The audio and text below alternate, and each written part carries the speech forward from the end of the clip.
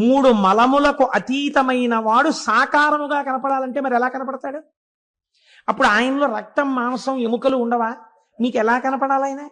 ఇక్కడ చూడ్డానికి మళ్ళీ ఆయనకు కూడా చర్మం ఉన్నట్టు, ఆయనకు కూడా రక్తం ఉన్నట్టు, ఆయనకు కూడా మాంసం ఉన్నట్టు చూస్తే మరి మలాతీతుడు ఎలా అయ్యాడు? ఆయన అమలేశ్వరుడు ఎలా అయ్యాడు? ఎలా చూసి ఇంటికి తెచ్చుకోవాలో శంకరాచార్యులు వారు చెప్తున్నారు. ఒక గురువు వల్ల కదా వచ్చింది ఆ స్వరూపం. వేరొక గురువు మీకు తెచ్చుకోవడం నేర్పాలి, మిమ్మల్ని వింధ్యపర్వతం చెయ్యాలి. కాబట్టి శంకరులు ఎంత అందంగా చెప్తున్నారో చూడండి. ఆకాశశ్చికురాయతే, ఈశ్వర నీవు నా ఇంటికి వచ్చినప్పుడు, నాతో వచ్చేసినప్పుడు ఎక్కడున్నావో తెలుసా? నీవు ఆకాశ స్వరూపుడవై ఉన్నావు. నాలో ఆకాశం ఉంది కదండి, నాలో కూడా జాగా ఉందిగా, అంతటా ఉందిగా ఆకాశం. కాబట్టి అంతటా ప్రకాశిస్తున్నటువంటి ఆకాశ స్వరూపుడమైనటువంటి వాడా ఇప్పుడు చర్మం ఉందా, మాంసం ఉందా? ఆకాశ స్వరూపంతో ఉన్నాడు, అంతటా ఉన్నాడు, ఇక్కడ ఉన్నాడు. దశ దిశా భోగోదుకూలాయతే.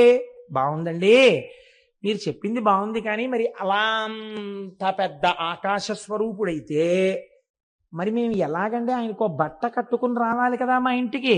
నా వెనకాల బట్టలు కట్టుకోని వాడిని తీసుకొస్తే, ఇక్కడ బట్టలు కట్టుకోని వాడిగా కూర్చోపెట్టుకుంటే మళ్ళీ నాకు ఆయన్ని చూసినప్పుడు ఏ కాలభైరవ దర్శనంలాగా ఉంటుంది కదా. ఎలా అంటే శంకరాచార్యులు వారు అన్నారు, దశ దిశా భోగోదుకూలాయతే. వస్త్రం లేకపోవడం ఏంటి? ఆయనకి వస్త్రం నువ్వివ్వలేవనంతే.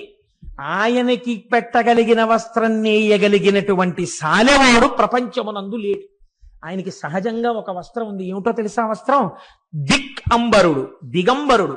అంటే 4 దిక్కులు, తూర్పు, పడమర, ఉత్తరం, దక్షిణం, ఈశాన్యం, ఆగ్నేయం, నైరుతి, వాయవ్యం, ఊర్ధ్వం, అధోముఖం, 10 దిక్కులు కలిపి ఆయనకి వస్త్రం అయ్యాయి. దిక్కులు అంబరముగా కట్టుకున్నాడు, వస్త్రంగా కట్టుకున్నాడు.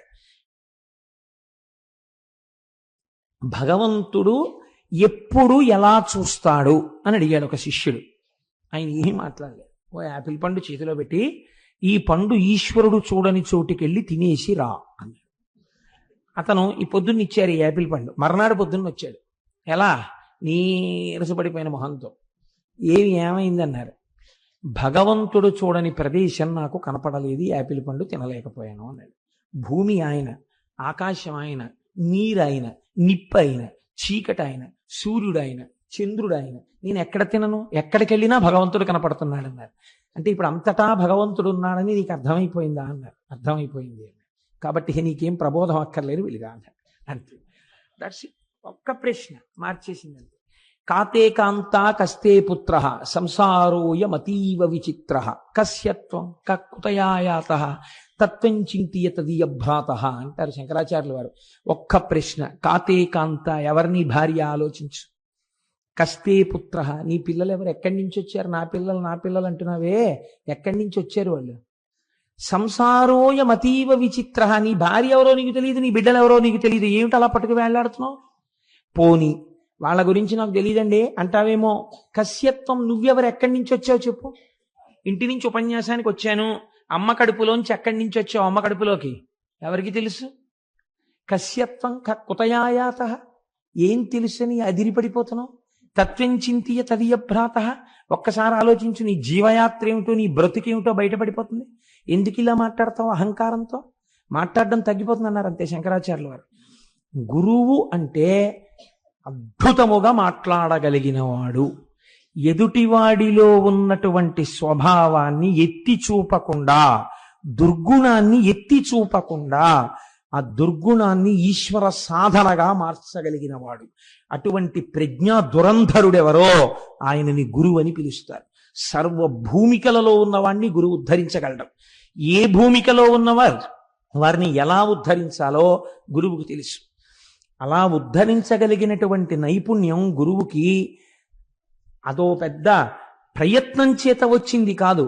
ఆయన అత్రినేత్ర శివ సాక్షాత్, ఆయన 3 కన్నులతో పైకి కనపడనటువంటి పరమశివుడు. ఆయన ద్విబాహుశ్చ హరిస్మృత, ఆయన 4 భుజములు కాకుండా 2 భుజములతో ఉన్నటువంటి శ్రీ మహావిష్ణువు. కానీ పైకి కనపడిన 4 ముఖములతో ఉన్న చతుర్ముఖ బ్రహ్మ నిరంతరము పరబ్రహ్మాన్ని అనుసంధానం చేస్తుంటాడు. తెలుసుకోవలసిన వస్తువు విద్దైతే దాన్ని చెప్పినది వేదం, తెలియబడవలసిన వస్తువు గురించి లోపల నిరంతరము తిప్పుతూ బాహ్య ప్రపంచానికి దూరంగా ఎప్పుడూ తనలో తాను రమిస్తూ ఉంటాడు. యోగరతో వా భోగరతో వా సంగరతో వా సంగవిహీన యస్య బ్రహ్మణి రమతే చిత్తం నందతి నందతి నందత్యేవ. అలా ఆనందపడిపోతూ ఉండేటటువంటి వాడెవరో ఆయన గురువు. ఆయన సాక్షాత్ పరబ్రహ్మ. అందుకే గురుర్ బ్రహ్మ, గురుర్ విష్ణు, గురుర్దేవో మహేశ్వర, గురు సాక్షాత్ పరబ్రహ్మ తస్మై శ్రీ గురవై నమః. ఆ గురువుకి ఏది చేత కాదు. ఆయన దీనికోసం ప్రత్యేకం ఏదో సిలబస్ నేర్చుకోక్కర్లేదు. ఎదుటివాడు మాట్లాడిన ఒక్క మాటకి అంతే, ఒక్క మాట గురువు మాట్లాడా అవతల వాడి జీవన పథమే మార్చగలుగుతాడు. అంత లోకోన్నతుణ్ణి చేసేస్తాడు, అంత సర్వోత్కృష్టుణ్ణి చేస్తాడు. తాను ఇప్పటి వరకు ఏది ఉత్కృష్టత అనుకుంటున్నాడో దాన్ని నుంచి తిప్పి అసలైనటువంటి పదం ఏదో, ఏ పదం వైపుకెళ్లాలో ఆ పదం వైపుకి గురువు తిప్పగలడు. అదృష్టమేమి జీవితంలో అటువంటి నారదుడితో వింధ్యపర్వతం మాట్లాడడం. ఎంత అహంకారం ఉన్నవాడైనా కావచ్చు, ఒక గురువు దొరకడమే జీవితంలో అదృష్టం. ఆ గురువుతో మాట్లాడడమే అదృష్టం. వాడి జీవితం మారిపోతుందంతే. చూడండి, అందుకే శంకరాచార్యులు వారి రుణం మనం తీర్చుకోలేమండి. శంకరులు అందుకే అంటారు, మనుష్యత్వం ముముక్షత్వం మహాపురుష సమాశ్రయ. మహాపురుషుడు ఒకడు జీవితంలో తటస్థపడడం, ఆయనతో మాట్లాడగలగడం, ఆయన ఒక ప్రశ్న వేసి జవాబు తెలుసుకోగలగడం, ఆయన పాదసేవనం చెయ్యగలగడం, ఆయన వెనక ఆయన వస్తువుని వహించగలగడం, ఇవన్నీ కూడా జీవితంలో నీకు దొరకాలంటే దొరికే అదృష్టములు కావు. కొన్ని కోట్ల జన్మల తర్వాత నీకు ఆ అదృష్టం లభిస్తోంది. కాబట్టి గురువుతోడి సంపర్కము, గురువుతోడి అనుబంధము, గురువుతోడి కలయిక అంత గొప్ప స్థితికి తీసుకెడుతుంది. కాబట్టి ఇప్పుడు వింధ్యుడికి అహంకారం ఉండొచ్చు, కానీ ఎవరితో మాట్లాడుతున్నాడు? నారదుడితో మాట్లాడుతున్నాడు. ఆ నారదుడిని చూసి ఒక మాట అన్నాడు. ఎవరితో చెప్తున్నాడు ఈ మాట? బాగా జ్ఞాపకం పెట్టుకోండి, ఇది మనకి జీవితాన్ని నేర్పుతుంది. అందుకే గురువు దగ్గరికి వెళ్ళినప్పుడు తాను మాట్లాడకూడదు. మీరు దీపాన్ని వెలిగించేటప్పుడు ఏం చేస్తారు? ఒక్కసారి అగ్గిపుల్ల గీసి ఒత్తి దగ్గర చూపిస్తారు. ఆ దీపం మీ పూజ అయిపోయేంత వరకు ప్రకాశిస్తుంది. ఒకసారి వెలిగించిన తరువాత మీరు దానికి నమస్కారం చేసేసి పసుపు కుంకం వేసుకుని, ఈ దీపము పరంజ్యోతి, ఇది ఈశ్వరుడు అని, నతత్ర సూర్యో భాతి నచంద్రతారకం నేమా విద్యుతో భాతి కుతోయమగ్ని అంటూ పూజ చేస్తారు. ఇంకా మళ్ళీ మళ్ళీ దీపాన్ని కదుపుతూ ఉంటారా పూజలో? కదపరిహ. ఆ దీపం నిధనం అవ్వకుండా చూసుకుంటారంతే. అవసరమైతే మీకు ఒక్క పోసినా పర్వాలేదు, కానీ దీపానికి గాలి తగలకుండా కాపాడుకుంటారు కదండి. గురువు దగ్గర అంతే. గురువు దగ్గర ఎక్కువ మాట్లాడరాదు. గురువు దగ్గర ఎంత ఎక్కువ మాట్లాడితే మీ మీద అంత బలహీనమైన అభిప్రాయం ఏర్పడుతుంది. గురువు దగ్గరికి వెడితే ఎక్కువ వినాలి. నాకు అన్నిటికన్నా భయం జీవితంలో ఏమిటంటే మా గురువుగారి దగ్గరికి వెళ్ళడమే. నేను మా గురువుగారి దగ్గరికి వెడితే ఎక్కువ మాట్లాడతానేమో అని నాకు చాలా భయం. స్కూటర్ ఎక్కే ముందు 1-10 మార్లు నువ్వు గురువుగారి దర్శనానికి వెడుతున్నావు, ఎక్కువ మాట్లాడకు, నీకు అలవాటు అయిపోయింది ఈ ప్రసంగాలు చేయడం. గభాల గురుగారు శివ అంటే నువ్వు అక్కడి నుంచి శివాష్టోత్తరం అనకు, నువ్వు నోరు మూసుకు కూర్చో, ఆయన మాట్లాడింది నువ్వు వినంటే అని నన్ను నేను 10 మార్లు హెచ్చరిక చేసుకుని గురువుగారి దగ్గరికి వెడతాను.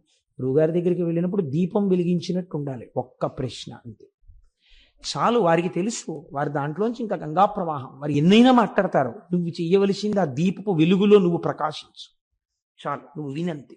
నువ్వు వెర్రి ప్రశ్నలు అన్నీ మొదలెట్టక, అక్కడ కూర్చో అంతే చాలు. వారు నిన్ను నడిపిస్తారు, వారు నిన్ను ఉద్దీపింపచేస్తారు.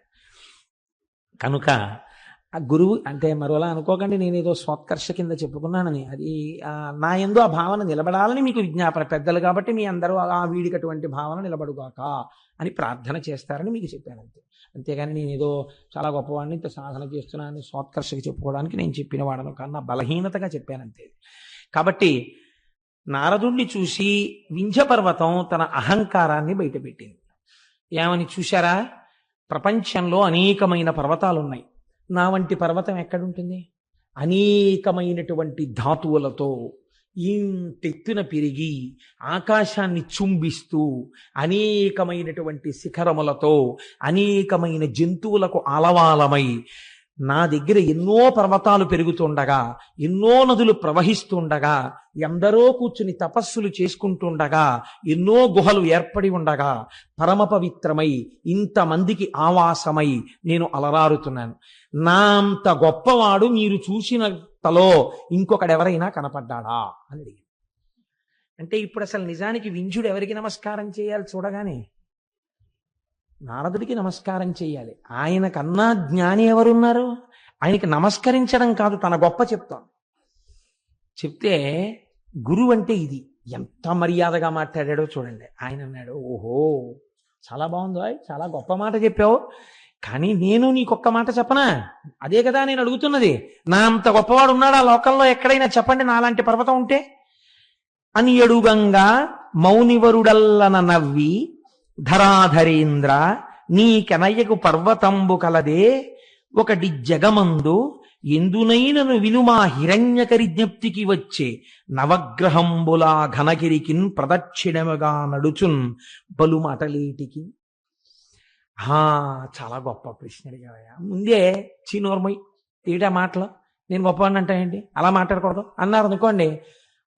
అహంకారంతో ఉన్నాడు, ఎంతకైనా తెగిస్తాడు, చేయరాని దుశ్చేష్టితమును చేసి ఇంకా అధపతనానికి వెళ్ళిపోతాడు. కాబట్టి ఇప్పుడు అలా మాట్లాడకూడదు. ఎంత అందంగా మాట్లాడాడో చూడండి, నవ్వు నవ్వాడు. అని ఎడుగంగ మౌనివరుడల్లన నవ్వి, చక్కగా ఓ చిన్న నవ్వు నవ్వి, ధరాధరేంద్ర ఓ పర్వతమా నిజమేనోయ్ నీకనయ్యగు పర్వతంబు కలదే. అయ్య బాబోయ్ ఎట్లాంటి ప్రశ్న అడిగావు? నీతో సమానమైన పర్వతం ఏదైనా ఉందా అని ఆలోచించినా నేను. నీకన్నా గొప్పదాన్ని మాట పక్కన పెట్టబోయ్. నీతో సమానమైన పర్వతం ఎక్కడుంటుంది ప్రపంచంలో? ఇలా అంటే అవతలవాడు వినడం మొదలెడతాడు. ముందు అవతలవాడిని వినేటట్టు చెయ్యాలి గురువు, ఇది మొదటి లక్షణం. అంతేకాని అవతలవాడు వినకుండా విముఖుడు అయ్యేటట్టు చేశాడు అనుకోండి, అసలు వాడు వినడు, తనేం ఉద్ధరిస్తాడు? తను అవతలవాడు వినేటట్టు చెయ్యాలి. కాబట్టి అవతలవాడి యందు ఏ గుణము తాను ప్రస్తావన చేస్తే వింటాడో అది ప్రస్తావన చేసి వినేటట్టు చేశాడు. ఎవరుంటారయా నీతో సమానమైన వాడు? ఒకటి జగమందు ఎందునైనను. అబ్బెబ్బెబ్బే నీతో సమానమైన వాడు ఎక్కడున్నాడయా అన్నట్లో గుర్తొచ్చింది. వినుము ఆ హిరణ్యగరి జ్ఞప్తికి వచ్చే, అప్పుడే జ్ఞాపకం వచ్చినట్టు మాట్లాడుతున్నాడు. నాకు నువ్వు అలా అంటే గుర్తొచ్చింది, మేరు పర్వతం ఉందయ్యోయ్ గొప్పది అన్నాడు. ఎందుకు గొప్పది? ఇప్పుడు నేనే అనుకుని సంతోషంగా ఉన్నాడు. ఆ జ్ఞప్తికి వచ్చే హేమపర్వతం ఒక్కటి కలిగే, ఒక బంగారు పర్వతం ఒకటి ఉంది, అదే మేరు పర్వతం. ఏమిటండి దాని గొప్ప అన్నట్టుగా వింటున్నవాడు ఏం చేస్తాడు? ఎందుకండి అని అడగనివ్వడు గురువు. అన్నాడు, భృకుటి ముడి వేశాడంతే వింధ్యపర్వతం. వెయ్యగానే కారణం చెప్తున్నాడు. నీకు లేదని చెప్పాడు, వాడికి ఉందని చెప్పాడు. ఏది చెప్పాడు? నీకన్నా ఐశ్వర్యం ఎక్కువ ఉంది, నీకన్నా ఎన్ఎస్సి సర్టిఫికెట్లు ఉన్నాయి, నీకన్నా ఫిక్స్డ్ డిపాజిట్లు ఉన్నాయని చెప్తే గురువు ఏమిటి? వాడికి ఏమున్నాయో తెలుసుకోవడానికి ఆ గురువు గారు. వాడికి ఎంత ఐశ్వర్యం ఉంటే వీడికి ఎందుకు? ఎన్నడూ తనతో సంబంధమున్న వారి ఐశ్వర్యమును గురించిన ఆలోచన గురువుకు ఉండరాదు. ఆయనకి ఎంత ఉన్నా ఆయన ఇంకా ఉన్నతిలోకి రావాలను ఆశీర్వచనం చెయ్యండి. అవతల వారి ఐశ్వర్యం గురించి నీకెందుకు? నువ్వు గురువు అయితే వాళ్ళ ఆధ్యాత్మిక ఉన్నతి గురించి ఆలోచించు. వాళ్ళని నువ్వు ఎంత బాగా వృద్ధిలోకి తీసుకొద్దామని ఆలోచించు. అంతవరకు ఐశ్వర్య సంబంధం నీకేమిటి మధ్యలో అసలు? కాబట్టి ఇప్పుడు ఆయన అన్నాడు, నీకన్నా ఎందులో గొప్పదో తెలుసా మేరు పర్వతం? నవగ్రహంబులా ఘనగిరికిన్ ప్రదక్షిణమిగా నడుచున్ పలు మాటలేటికిన్. నవగ్రహాలు ఆకాశంలో తిరుగుతున్నప్పుడు ప్రపంచంలో నవగ్రహాలకి అందరూ నమస్కారం చేస్తారు. అవే కదా సుఖ దుఃఖాలు నిర్ణయిస్తాయి. ఆ నవగ్రహాలు మేరు పర్వతం యొక్క శిఖరానికి ప్రదక్షిణంగా తిరుగుతుంటాయి. నవగ్రహముల చేత ప్రదక్షిణం చేయబడుతుంటుంది ఆ మేరు పర్వత శిఖరం. ఎంత గొప్పదయా మేరు పర్వతం అన్నాడు. అనేటప్పటికీ ఈయనకి చాలా బాధేసింది. నిజమే, నాకు ఉన్నాయి ఇంతంత శిఖరాలు. ఏది ఎవరు తిరుగుతున్నారు నా శిఖరాల చుట్టూ? కుక్కలున్నాయి, ముంగిసలున్నాయి, పావులున్నాయి, పెద్ద పులులున్నాయి, సింహాలున్నాయి, నదులున్నాయి, పర్వతాలు, అరణ్యాలున్నాయి. ఏది అట్లాంటి కీర్తి నాకు ఎక్కడుంది? ఇప్పుడు వెంటనే అన్నాడు, ఏం చెయ్యమంటావు అయితే నన్ను? నేను కూడా అలాంటిది ఏదో పొందాలి. ఇప్పుడు నవగ్రహాలు ప్రదక్షిణం చేసినప్పుడు మేరు పర్వతం పొందినటువంటి ఉన్నతి ఏది ఉన్నదో అంతటి ఉన్నతి కన్నా గొప్ప ఉన్నతిని తాను పొందాలి. అది ఏ ఉన్నతి? ఏం చేస్తే అంతకన్నా గొప్పదవుతుంది? అతనికి ఒకటి తెలిస్తే కదా అది అడగడానికి. ఇప్పుడు ఇంకా ఏమిటి? ఇంక తన ఇంట్లో ఐశ్వర్యం ఏమిటి? ఎన్ని అరణ్యాలు ఉన్నాయి, ఎన్ని మృగాలు ఉన్నాయి, ఇవి కాదు. ఓం నమ శివాయ అంటూ ఆ శివ పంచాక్షరి మహామంత్రం షడక్షరి చేస్తూ కూర్చున్నాడు. అలా కొన్ని సంవత్సరాలు అయిపోయింది, వేల సంవత్సరాలు అయిపోయింది. ఆయనలోంచి బయలుదేరిపోతోంది తపోధూమం. దేవతలు చూశారు, అమ్మ బాబోయ్ ఏమి వింజుడి తపస్సు, మహాదేవా అతని తపస్సు సామాన్యంగా లేదు, మీరు వెళ్ళి ప్రత్యక్షం అవ్వండి అన్నారు. శంకరుడు సాకారమును పొంది, అంతటా ఉన్నటువంటి నిర్గుణమైన పరబ్రహ్మము సాకారమును పొంది ఎదురుగుండా వచ్చి ప్రత్యక్షమయ్యాడు. చేతితో స్పృశించాడు, బహిర్ముఖుడయ్యాడు వింజుడు. నాయన ఎంత గొప్ప తపస్సు చేశావురా, ఏం కోరి ఇంత తపస్సు చేశావు చెప్పు, నీకేం కావాలో చెప్పి ఇచ్చేస్తానన్నాడు. ఇదొక చిత్రమైన సన్నివేశం. కొంతమందికి ఏం కావాలో తెలియదు, ఇంకా ఆ స్థితి పోలేదు. ఏముండిపోయింది, ఇప్పుడు మేరువు కన్నా తన గొప్ప కావాలని ఉందంతే మనస్సులో, దానికి ఏం అడగాలి తెలియదు. అందుకని ఏమని అడిగాడో తెలుసా అండి, పెంపునొసంగు లోకమున పెద్దగా చేయుము, నన్ను లోకంలో పెద్దగా చెయ్యి అంటే గొప్పవాడిగా చెయ్యి అంతే. పాప ఆయనకి తెలుసున్నది. నారదుడు ఇదే కదా అడగమన్నాడు, ఇదే అడిగాడు. అయితే ఒకటి మాత్రం నిజమండోయ్, గురువు మాట మీద ఈశ్వర వాక్యం మీద విశ్వాసం ఉంటే చాలు, రక్షించేస్తుంది. కామకోటి పీఠాధిపతులు చంద్రశేఖర పరమాచార్య స్వామి వారు ఒకసారి ఆ కంచిలో బయట కూర్చుని ఉండగా ఒక పల్లెటూరు నుంచి ఒక రైతు వచ్చి ఆయన పాదాల మీద పడి నమస్కారం చేశాడు. ఏందైనా అన్నారు, నా పిల్ల పెళ్లి కుదిరింది, నాకు మొట్టమొదటి నుంచి రోజు మిమ్మల్ని ఆరాధించడమే నాకు తెలుసు, అందుకని నా పిల్ల పెళ్లి కుదిరితే వాళ్ళ కట్నం అడిగారు. కట్నానికి పిల్ల బంగారానికి బట్టలకి అన్నింటికీ కలిపి ఓ 25 కాసులు బంగారం కావాలి, ఆ బంగారం మీరు ఇప్పిస్తే వెళ్ళి పిల్ల పెళ్లి చేసుకుంటాను, అక్కడ ఒప్పుకుని వచ్చాను మీరు ఉన్నారు కదా అని, బంగారం ఇప్పించండి వెళ్ళిపోతాను. పరమాచార్య స్వామి అంత అమాయకులు ఇంకా చూశారు. నిజమే, ఆయన పూనికి అటువంటి. ఆయన అన్నారు, నేను సన్యాసిని, నువ్వు నన్ను ఇలా అడగకూడదు, నేను ఇవ్వకూడదు, కానీ నువ్వు నా ఎందు పూనికతో అడిగావు ఒక గురువుగా, కాబట్టి నేను ఒక మాట చెప్తాను. ఈ మాట కామాక్షి అమ్మవారిని అడుగు, వెళ్ళి అడిగి ఏమంటుందో కనుక్కుని నా దగ్గరికి రా చూద్దాం అన్నారు. అలాగే అడుగుతాను, మీరు ఏం చేయమంటే అది చేస్తాను, ఇవ్వడం మీ పూచి, ఎక్కడికి వెళ్ళమంటే అక్కడికి వెళ్తాను. కామాక్షి అమ్మవారి గుడికి గురువు మాట మీద ఇది యథార్థంగా జరిగిన సంఘటన అండి. కామాక్షి అమ్మవారి గుడికి వెళ్ళి అమ్మవారి ముందు నుంచి ఇదే అడిగాడు. పిల్ల పెళ్లి కుదిరింది, పరమాచార్యుల వారిని నమ్ముకున్నాను, ఎప్పుడూ ఆయనకు నమస్కారం పెట్టి పొలానికి పోతుంటాను. వాళ్ళు 25 కాసులు అడిగారు, పరమాచార్యుల వారు ఉండగా నాకేమిటని ఒప్పుకున్నాను. నిన్ను నమ్ముకున్నంత లేదు, పరమాచార్యుల వారిని నమ్ముకుని 25 కాసుల బంగారం ఉంటే పిల్ల పెళ్ళి అయిపోతుంది. ఆయన దగ్గరికి వెళ్ళాను, నీ దగ్గరికి వెళ్ళి చెప్పి రమ్మన్నారు, నీకు చెప్తున్నాను, నీకు చెప్పాను, గురువు గారి దగ్గరికి వెళ్తాను, ఆయన డబ్బు ఇచ్చేట్టు చూడు, వెళ్ళిపోయాడు. ఇప్పుడు మళ్ళీ వచ్చాడు. వచ్చేటప్పటికి పరమాచార్య స్వామి మళ్ళీ అక్కడే కూర్చుని ఉన్నారు. ఈయన వచ్చాడు. వచ్చేటప్పటికి ఎక్కడి నుంచో జమీందారు గారు వచ్చారు. అయ్యా ఎప్పటి నుంచో పరమాచార్య నాదొక్క కోరిక, మీరు దేనికి విచ్చించండి నాకు అనవసరం, మీకొక్క 25 బంగారు కాసులు సమర్పించుకోవాలనుంది, వచ్చానని సంచిలోంచి తీసి 25 బంగారు కాసులు పోశాడు. ఇట్టించా పల్లెటూరు ఆయన వచ్చాడు. మీరు వెళ్ళమన్నారు, అమ్మకి చెప్పాను, వచ్చాను, మీరు ఇస్తేనే బయలుదేరుతాను, పెళ్లి పనులు ఉన్నాయన్నారు. పరమాచార్య ఓ నవ్వు నవ్వి ఊపటి తీసుకెళ్ళి. గురువులంటే ఎలా ఉంటారో చూడండి. నాకు అందుకే పరమాచార్య అంటే మా ప్రాణం. ఎందుకంటే ఉపాసన ఈ లోకానికి తెలియచేసి జగద్గురువులై నడిచిన మహానుభావుడు. అటువంటి వారిని పొగడకపోతే నా నాలుగు కిందికి ఇంకా. అందుకని 1కి 10 మార్లు నేను చంద్రశేఖర పరమాచార్య స్వామి వారిని, రమణ మహర్షిని ప్రస్తావన చేస్తూ ఉంటాను. కాబట్టి ఇప్పుడు వింధ్య పర్వతం మాటలు కూడా అలాగే ఉంటాయి. నారదుడు ఏం చెప్పాడు, నీకు కావలసిన కోరిక ఏమిటో ఆయనకి చెప్పవా, చాలా గొప్పవాడిని అంటే ఏం గొప్ప నేనేం చెప్పను, ఆయన అడుగు, ఏం గొప్ప ఆయన ఇస్తాడన్నాడు. అందుకని ఇప్పుడు ఆయన ఏం చేశాడు, ఇది అడిగాడు, పెంపు నొసంగు లోకమున పెద్దగా చేయుము దేవా అన్నతాన్ కంపిత చిత్తుడై శివుడు కర్జమిరింగి నగేంద్రుతోడ నీ వింపుగా కోరినట్లు వరమిచ్చితి, నీవిక లోక సౌఖ్యముల్ తెంపరివై అడంపకు మదించియునర్చిన బాయునున్నతులు.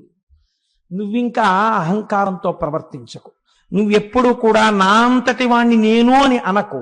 నీకు ఏమి చెయ్యాలో నాకు అర్థమైంది, నీకే ఉపకారం చెయ్యాలో నాకు అర్థమైంది. నీకు మనస్సులో ఏమిటి గొప్పతనం అంటే శివుడి భావన. నవగ్రహాలు మేరు పర్వత శిఖరానికి ప్రదక్షిణం చేస్తున్నాయి, అందుకు కదా నీకన్నా గొప్పవాడని చెప్పాడు నారదుడు. ఈ నవగ్రహాలు నాకు కవచం, నేను వాటిని కవచంగా కట్టుకుంటూ ఉంటాను. అందుకే శివుణ్ణి నమ్మినటువంటి వాడిని మీరు జ్యోతిష్యం చూసి పరమశివభక్తుడైనటువంటి వాడికి జాతకం చెప్తే నువ్వు చెప్పిన జాతకం తప్పై కూర్చుంటుంది.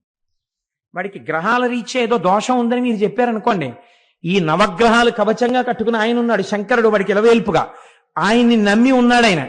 ఈయన చేసిన అభిషేకానికి, ఈయన చేసిన రుద్రాధ్యాయానికి, ఈయన చేసిన పారాయణకి ఆ గ్రహాల్ని నువ్వు ఇంతకన్నా ఏమి చెయ్యకని చెప్తాడు. జ్యోతిష్యుడు చెప్పినది కూడా ఒక్కొక్కచో ఫలించకపోయి ఉంటుంది. నేను సభలో చెప్పకూడదు కాబట్టి చెప్పట్లేదు ఇంతకన్నా. కారణం ఏంటి? భగవదానుగ్రహము ముందు గ్రహములు కూడా ఏమీ చేయలేవు. ఒక్కొక్కసారి పరిస్థితి అలా ఉంటుంది. భక్తుణ్ణి చెనకలేవండి ఎవరును. ఆయన స్థితి వేరుగా ఉంటుంది. పాము కరవాల్సి ఉంటే చీమ కరిచి వెళ్ళిపోవాలంతే, ఈశ్వరానుగ్రహం ఉంటే. కాబట్టి నీకేం చెయ్యాలో నాకు అర్థమైంది, నేను చేస్తాను. నవగ్రహాలు నాకు కవచం. శ్రీకాళహస్తిలో కట్టు కూర్చోవట్లేదండి, నవగ్రహాలు కవచంగా కట్టుకున్నాడు. మనకి 5 కాశీలు. 5 కాశీలలో శ్రీకాళహస్తి ఒకటి. అందుకే సర్వోత్కృష్టమై ఏ పేరు విన్నంత మాత్రం చేత, ఏ పేరు పలికినంత మాత్రం చేత, దేనియందు నదీ స్నానం చేస్తామని పలికినంత మాత్రం చేత ఆ క్షేత్రము వెళ్ళినట్టు, ఆ నదినందు స్నానము చేసినట్టు భావన చేసి మోక్షం ఇస్తారో అంత పరమపావనమైన కాశీక్షేత్రం గురించి ఆదివారపు అసుర సంధ్య వేళలో మాట్లాడతాను. రేపు వదిలిపెట్టి ఎల్లుండంతా కాశీక్షేత్రం గురించే మాట్లాడతాను. సాధ్యమైనంత వరకు ఎవ్వరూ దాన్ని విడిచిపెట్టకండి. అంటే నేను చెప్తున్నానని చెప్పట్లేదు, ఆ క్షేత్రం గురించి వినడమే చాలు. మన జీవితంలో ఒక గొప్ప అభ్యున్నతితో కూడినటువంటి అధ్యాయం ఆవిష్కృతమవుతుంది. కనుక ఇప్పుడు శంకరుడు అన్నాడు, ఆ నవగ్రహములు నాకు కవచం. నవగ్రహాల్ని తీసుకొచ్చి కవచంగా కట్టుకుంటే ఇప్పుడు నవగ్రహాలు గొప్పవా, నేను గొప్ప? ఇన్ని బ్రాస్లెట్లు, ఇన్ని ఉంగరాలు, ఇన్ని గొలుసులు, ఇన్ని రుద్రాక్షమాలలు అన్ని అక్కడ పళ్ళెల్లో పెట్టి ఉన్నాయి. ఉంటే మీరు అవి చూసి అబ్బా ఎంత బంగారమో అన్నారు. ఒకరి ఇంట్లో చూసి, తెలియదు మీకు ఆయన ఇల్లు ఏమిటో, కానీ మీరు ఎందుకో లోపలికి వెళ్ళారు. ఎవరో ఏదో మాట చెప్పమంటే వెళ్ళారు. అక్కడ పళ్ళెంలో పెట్టున్నాయన్నీ. ఇవన్నీ చూసి అబ్బా ఎంత బంగారమో, ఎంత బాగున్నాయో, ఏమి రుద్రాక్షమాల, ఏమి చేతి కంకణాలు, ఏమి సింహతలాటాలు, ఆ గండపెండేరం, ఆ మెడలో వేసుకునే పెద్ద పెద్ద రుద్రాక్షమాలలు, ఎంత బంగారం రా ఇదంతాను అనుకుంటున్నారు. ఇంతలో స్నానం చేసి తువ్వాలు కట్టుకుని ఒక ఆయన వచ్చి ఒక్క ఉంగరం వేలికుంది, మిగిలిన ఉంగరాలన్నీ పెట్టుకుని, ఆ కంకణాలన్నీ వేసుకుని, ఆ మాలలన్నీ వేసుకుని, ఏం బాబు దేనికోసం వచ్చావు అన్నాడు. ఇప్పటి వరకు మీకు ఏది గొప్ప? అక్కడ పళ్ళెంలో ఉన్న బంగారం గొప్ప. ఇప్పుడు మీకెవరు గొప్ప? ఇవి ఆయన వేసుకుంటున్నారంటే ఇంకా ఆయన దగ్గర ఇలాంటివి ఎన్ని దాచుంచాడో, ఎన్ని కోరికలు పుట్టినప్పుడు ఎన్ని వేసుకుంటుంటాడో. ఇప్పుడు ఆయన గొప్ప. ఎందుకని? ఆయనకి ఇది ఆభరణమైనది, ఆభరణము తక్కువైపోయింది, ఆయన ఎక్కువైపోయాడు. ఆ మేరు పర్వతం చుట్టూ ప్రదక్షిణం చేసే నవగ్రహాలు శంకరుడికి ఆభరణాలు, కవచం. ఇప్పుడు ఆ కవచమే కట్టుకునే శంకరుడే వచ్చి ఇక్కడ కూర్చుంటే ఎవరు గొప్ప? ఈయనే గొప్ప. ఇది అడిగాడు ఆ నోటితో? అడగక్కర్లేదు. పరమ గొప్పదైనటువంటి అనుగ్రహాన్ని వర్షించేస్తున్నాడు శంకరుడు. కాబట్టి ఇప్పుడు ఆయన అన్నాడు, ఏం చేస్తున్నానని నువ్వు అడక్కో, మళ్ళీ నా మీద ఈయన కూర్చున్నాడని అహంకరించకు. ఇది ఇప్పుడు నీకేది కలుగుతోందో దానివల్ల అహంకారంతో ఉండకు. అహంకారాన్ని విడిచిపెట్టి నేను ఇలా అనుగ్రహాన్ని పొందాననడం నేర్చుకో. అది నేర్చుకో, నువ్వెంత గొప్పవాడి అవుతావచ్చు. ఇప్పుడు ఏమనాలి? నేను మేరువు కన్నా గొప్పవాడిని మళ్ళీ అహంకరించకూడదు. ఈశ్వరానుగ్రహం కలిగితే నన్ను ఎంతటి వాణ్ణి చేశాడో నా స్వామి చూడండి అనాలి. ఎంత గొప్ప మాట చూడండి. అంటే నారదుడు చెప్పిన విషయాన్ని దృష్టిలో పెట్టుకుని అహంకారాన్ని మారుస్తున్నాడు, అభ్యున్నతిని ఇస్తున్నాడు. ఏకకాలమునందు రెండింటినీ కటాక్షిస్తున్నాడు పరమాత్మ. ఇది లేకుండా కేవలం శంకరుడు వచ్చి కూర్చున్నాడు అనుకోండి, రావణాసురుడు ఆ అహంకారం అయి కూర్చుంటుంది. అలా కాకూడదు. కైలాసాన్ని గర్వించేవాడు లేనిపోలను అల్లరైపోతుంది. కాబట్టి ఈ మాట చెప్పాడు. తప్పకుండా మహాప్రభు మీ అనుగ్రహంగా భావిస్తాను తప్ప నా అహంకారం అనుకోను. ఏం చెయ్యబోతున్నారు? కుతూహలం అంతే. ఆ వింధ్యగిరి శిఖరముల మీద పరమాత్మ ఒకతను ఓంకారేశ్వరుండొకతను అమలేశుడనగా ఒప్పలురుచు తా సకలము కనుగునుచుండును అకలంకుడు శంకరుండు ఆది విభుడొగిన్. అన్ని చోట్ల ఒక్క స్వయంభూలింగంగా వస్తే వింధ్యపర్వత శిఖరాల మీద 2 శివలింగాలుగా వచ్చాడు స్వయంభూలింగాలుగా. ఒకటి ఓంకారలింగము, ఒకటి అమలేశలింగము.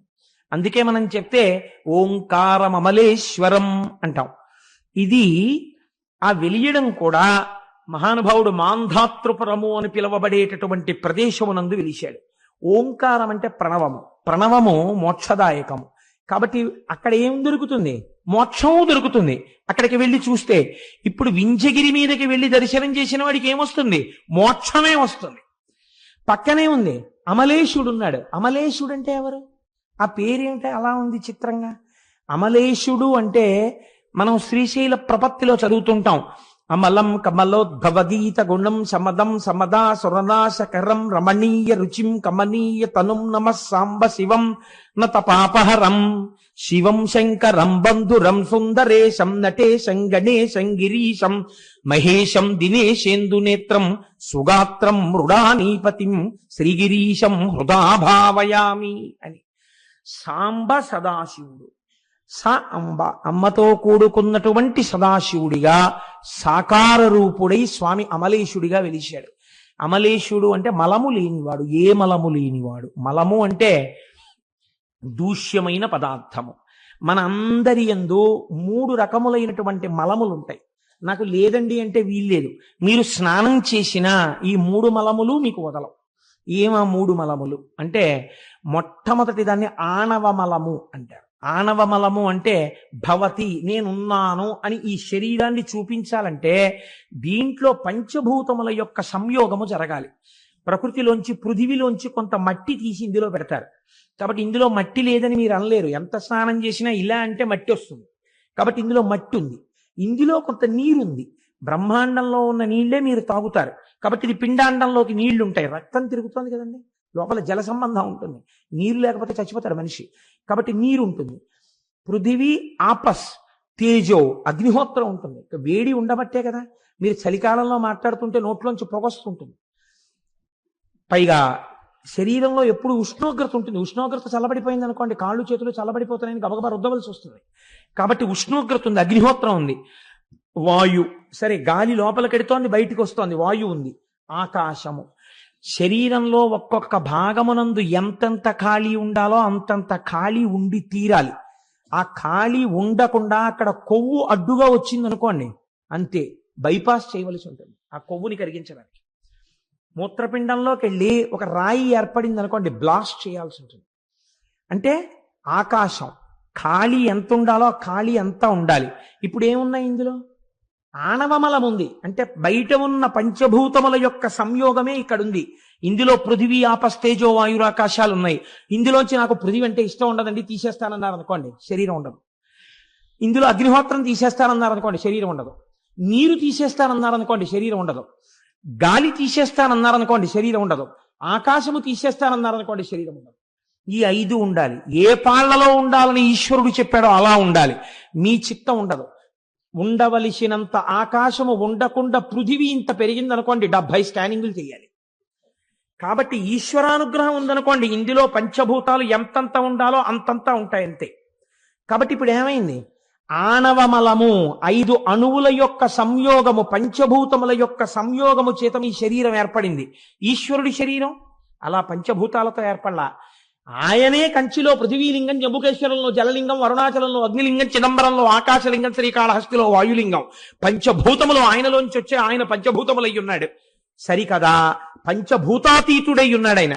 ఆయన శరీరం మన శరీరంలో ఉండదు. పోతన గారు అంటారు భాగవతంలో, అగ్నిముఖంబు పరాపరాత్మకమాత్మ కాలంబు గతి రత్నగర్భ పదము శ్వశనంబు నీయూర్పు రసన జలేషుండు దిశలు కర్ణంబులు దివము నాభి సూర్యుండు కన్నులు శుక్లంబు శలిలంబు జఠరంబు జలధులు చడలు శరము సర్వౌషధులు రోమచయము శల్యంబు లద్రులు మానస అమృతకరుండు చందములు ధాతువులు ధర్మసమితి హృదయము హాస్య పంచకము పరిషద ఆహ్వయంబు అయిన నీరూపు శివాత్మకై స్వయం జ్యోతి అయి వెలుగు వాజ్యమగుచు అంటారు. శంకరుడి యొక్క శరీరం మనలా పంచభూతాలతో ఏర్పడినటువంటి శరీరం అయి ఉండదు. కాబట్టి ఆణవమలమాయన యందు లేదు. అమలం 1. 2 కార్మిక మలము అని మన యందు ఒక మలం ఉంటుంది. ఏమిటో తెలుసండి? ఆ మలం నా అంతటి వాణ్ణి నేననుకుని, చూసేవాడు లేడనుకుని తప్పు పనులు చేస్తూ ఉండడం. నేను చేస్తున్నానని, ఇక్కడ సుఖాన్ని అనుభవిస్తున్నాననుకుని పాపం చేయడం. పాపము వలన వచ్చినటువంటి ఫలితాన్ని బిడ్డలు తీసేసుకుంటారు. ఐశ్వర్యం ఉందనుకోండి, బిడ్డలు తీసేసుకుంటారు. అది ఎలా వచ్చింది వాళ్ళకి అనవసరం. నువ్వు ఎలా సంపాదించడం వల్ల అది వచ్చిందో వాళ్ళకి సంబంధం లేకపోయినా ఆ పాపము యొక్క ఫలితాన్ని మాత్రం మూట కట్టి నీ భుజానికి వేస్తారు. ఇది పట్టుకుని నువ్వే వెళ్ళాలి, నువ్వే అనుభవించాలి. పాపమైనా పుణ్యమైనా మనమే అనుభవించాలి. ఇప్పుడు ఏమైంది? చేసిన కర్మల వలన వస్తున్నటువంటి ఫలితములను అనుభవించడానికి మీ ఉపాధి మారుతుంది. ఒక్కొక్కచో అపారమైన దుఃఖాన్ని అనుభవించవలసి ఉంటుంది. ఎందుచేత? ఇక్కడ చేశాడు ఎన్నో తప్పు పనులు. మీకు అంతవరకు ఎందుకండి, నేను ఒక మాట చెప్తాను, మీరేమనుకోకండి. శాస్త్రంలో ఒక మాట వాడతారు. ఏం మాట వాడతారో తెలుసా అండి? అన్నింటికన్నా అత్యంత బాధ్యతాయుతమైన పదవిగా గుర్తింపబడింది ఏదో తెలుసా అండి లోకంలో? న్యాయాధికారి. న్యాయం చెప్పేటప్పుడు ఎంత జాగ్రత్తగా ఉండాలంటే, 1కి 1000 మార్లు ఆలోచించి నేరమునకు తగిన శిక్ష వేయకపోతే కొంచెం ఎక్కువైనా కొంచెం తక్కువైనా వాడి ఇంట జిల్లేడు మొలుస్తుందని శాస్త్రం.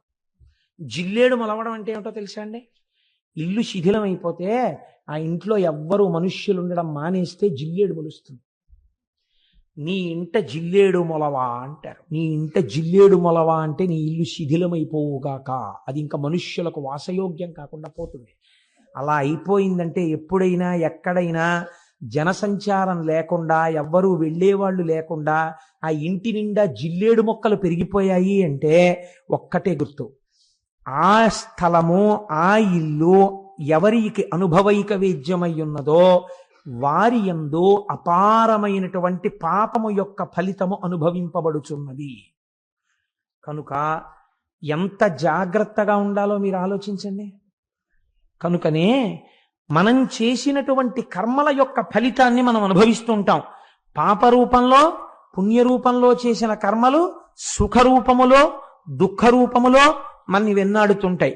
ఒక ఆయనకి బంగారు సంకెళ్ళు వేశారు, ఒక ఆయనకి ఇనప సంకెళ్ళు వేశారు. బంగారు సంకెళ్ళు వేసిన ఆయన ఇనప సంకెళ్ళు వేసిన ఆయన వంక చూసి, చూడరా నన్ను బంగారు సంకెళ్లతో బంధించారని నవ్వాడు అనుకోండి. ఏమిటి ఉపయోగం? ఏ సంకెళ్ళు అయితే ఏమిటి, వేశారా లేదా? బంగారు సంకెళ్ళైనా నడవలేవు, ఇనప సంకెళ్ళైనా నడవలేవు. పుణ్య ఫలితము అంతే, పాప ఫలితము అంతే. ఈ రెండిటిని తీసేయగలిగితే 0 అయిపోతే మోక్షం. కనుకనే జ్ఞానాగ్నిదగ్ధ కర్మాణం తాను చేసి ఉమామహేశ్వరార్పణమస్తు విడిచిపెట్టేస్తాడు ఇహ తనతన్నాడు. కాబట్టి ఇప్పుడు ఎంత చిత్రమో చూడండి. కార్మిక మలము మన యందుంది. మనం చేసిన కర్మల యొక్క ఫలితమును అనుభవించడానికి ఒక శరీరం ఉండాలి. ఇది లేకపోతే సుఖ దుఃఖాలు ఎలా అనుభవిస్తారు మీరు? దీనికో దెబ్బ తగిలింది అనుకోండి ఏడవాలి, దీనికో పరిచయం పట్టింది అనుకోండి ఏడవాలి, దీనికి దగ్గు వచ్చింది అనుకోండి ఏడవాలి, దీనికి జ్వరం వస్తే ఏడవాలి, దీనికి ఏదో ఏసీ పెట్టుకుని అందులో పడుకున్నాం అనుకోండి సంతోషించాలి. సుఖం అనుభవించాలన్నా దుఃఖం అనుభవించాలన్నా ఇది ఉండాలి. దీనికి కొంతమంది బంధువులు ఉండాలి, వాళ్ళు సుఖపడితే ఇది సుఖపడాలి. అందుకని సుఖ దుఃఖములకు ఇది ఉపకరణము. కాబట్టి కార్మిక మలముతో కూడి శరీరం ఉన్నది సూక్ష్మాంశతో. దీనితో మీరు సుఖ దుఃఖాలను అనుభవిస్తున్నారు. మూడవది మాయిక మలము. ఏమిటి మాయా? మమ మాయా దురత్యయ అంటాడు భగవానుడు భగవద్గీతలో. మాయ కమ్మి ఉన్న వస్తువు కనపడకుండా ఉన్న వస్తువుకి బదులు లేని వస్తువు కనపడుతూ ఉంటుంది. యథార్థమునకు అది లేదు, కానీ అది ఉన్నట్టు కనపడుతుంది. ఏది ఉన్నట్టు కనపడి లేదో, ఏది లేకపోయినా ఉన్నట్టు కనపడుతోందో, దానివల్ల అసలు ఉన్న వస్తువు కనపడకుండా పోయిందో దాన్ని మాయా అంటారు. మీరు చూడండి, ప్రమాదము అని ఒకటి జరుగుతుంటుంది. పొగమంచు బాగా పడిపోయి ఉందనుకోండి, లేదా మంచి పొగమంచు పడిపోయి ఉంటే అది అడ్డంగా దట్టంగా తెరలా పట్టేస్తుంది. మీరు అందులో వెడుతున్నప్పుడు ప్రమాదం ఏమిటంటే, అది మీరు వెడుతున్నటువంటి వాహనపు అద్దాన్ని కూడా పట్టేస్తుంది. ఇప్పుడు మీకు ఎదురుగుండా ఉన్న వస్తువు కనపడదు. కనపడకపోవడం వల్ల మీరు ఏం చేస్తారు? ఎదురుగుండా మీకు అడ్డంగా ఉండి ప్రమాదకరమైన వస్తువు లేదన్నట్టు కనపడుతుంది కాబట్టి వెళ్ళి దాన్ని గుద్దుతారు. ప్రాణ సంకటం వస్తుంది. ఉన్న వస్తువు లేనట్టు మంచు ఉన్నదా? సూర్యుడు వస్తే కరిగిపోయింది, దానికి శాశ్వతత్వం లేదు. లేని వస్తువు ఉన్నట్టు కనపడి ప్రమాదం చేస్తోంది. అలా మాయ మిమ్మల్ని ఈ జీవితంలో అలా తిప్పుతూనే ఉంటుంది. ఈ మాయిక మలమునందు మనం పడి ఉన్నాం. అందుకే చూడండి, మలమునందు పడిపోయినటువంటి పురుగు అక్కడే పెరుగుతుంది, అక్కడే తింటుంది, అక్కడే గుడ్లు పెడుతుంది, అక్కడే పిల్లలు పెరుగుతాయి, అక్కడే లేస్తుంది, అక్కడే జీవనం చేస్తుంది, అక్కడే చచ్చిపోతుంది. అలా మనం ఈ మాయిక మలంలోనే పుడుతున్నాం, మాయిక మలంలోనే పెరుగుతున్నాం, మాయిక మలంలోనే ఉంటున్నాం, మాయిక మలంలో చచ్చిపోతున్నాం. కాబట్టి 3 మలములు మనకున్నాయి. ఈశ్వరుడికో ఈ 3 మలములకు ఆయన అతీతుడు. కాబట్టి ఇప్పుడు మీరు ఎవరిని వెళ్ళి చూస్తున్నారు? అక్కడికి వెళ్ళినప్పుడు ఎవడు మీకు ఈ 3 మలములకు అతీతమైన స్థితిని ఇవ్వగలడో తానే స్థితిలో ఉన్నాడో ఆ స్థితికి మిమ్మల్ని ఎత్తగలిగిన వాడు ఓంకారేశ్వరుడు. ఈ మూడు మలములకు అతీతుడు కనుక మీకు ఏది కావాలో అది ఇవ్వగలిగినటువంటి వాడు. అక్కడికి వెళ్ళి మీరు మోక్షం అడగలేదు, కానీ ఏదో కోరిక అడిగారు, ఆ కోరిక ఇవ్వగలడు. ఎందుకు ఇవ్వగలడు? మీకు ఏ మూడు బాధ పెడతాయో ఆ మూడు తనకి లేనివాడు, అంటే నిరంతర ఆనంద స్వరూపుడు కనుక మీరు అడిగినది ఏదైనా ఆయన మీకు ఇవ్వగలడు. అటువంటి వాడు కనుక ఇప్పుడు ఆయన అమలేశ్వరుడిగా ఉన్నాడు, ఓంకారేశ్వరుడిగా ఉన్నాడు.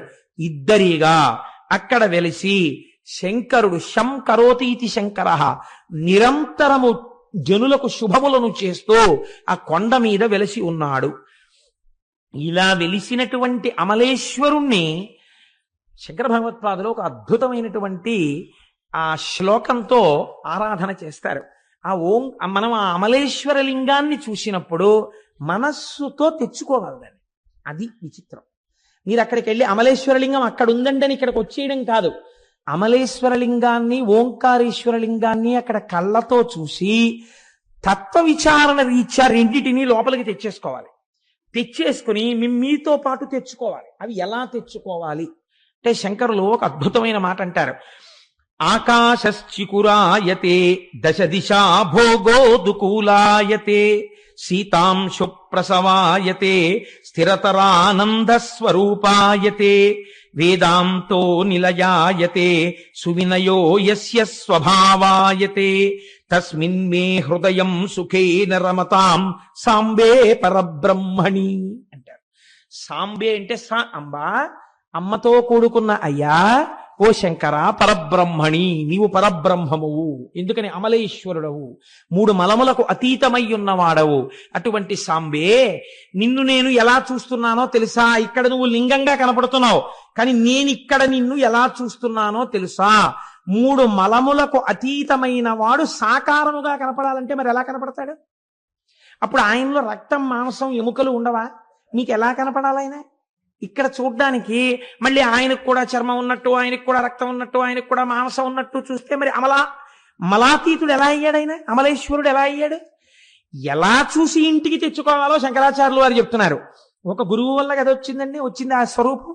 వేరొక గురువు మీకు తెచ్చుకోవడం నేర్పాలి, మిమ్మల్ని వింధ్యపర్వతం చెయ్యాలి. కాబట్టి శంకరులు ఎంత అందంగా చెప్తున్నారో చూడండి. ఆకాశశ్చికురాయతే, ఈశ్వర నీవు నా ఇంటికి వచ్చినప్పుడు, నాతో వచ్చేసినప్పుడు ఎక్కడున్నావో తెలుసా? నీవు ఆకాశ స్వరూపుడవై ఉన్నావు. నాలో ఆకాశం ఉంది కదండి, నాలో కూడా జాగా ఉందిగా, అంతటా ఉందిగా ఆకాశం. కాబట్టి అంతటా ప్రకాశిస్తున్నటువంటి ఆకాశ స్వరూపుడమైనటువంటి వాడా, ఇప్పుడు చర్మం ఉందా, మాంసం ఉందా? ఆకాశ స్వరూపంతో ఉన్నాడు, అంతటా ఉన్నాడు, ఇక్కడ ఉన్నాడు. దశ దిశా భోగోదుకూలాయతే. బాగుందండి, మీరు చెప్పింది బాగుంది, కానీ మరి అలా అంత పెద్ద ఆకాశ స్వరూపుడైతే మరి మేము ఎలాగండి? ఆయనకో బట్ట కట్టుకుని రావాలి కదా మా ఇంటికి.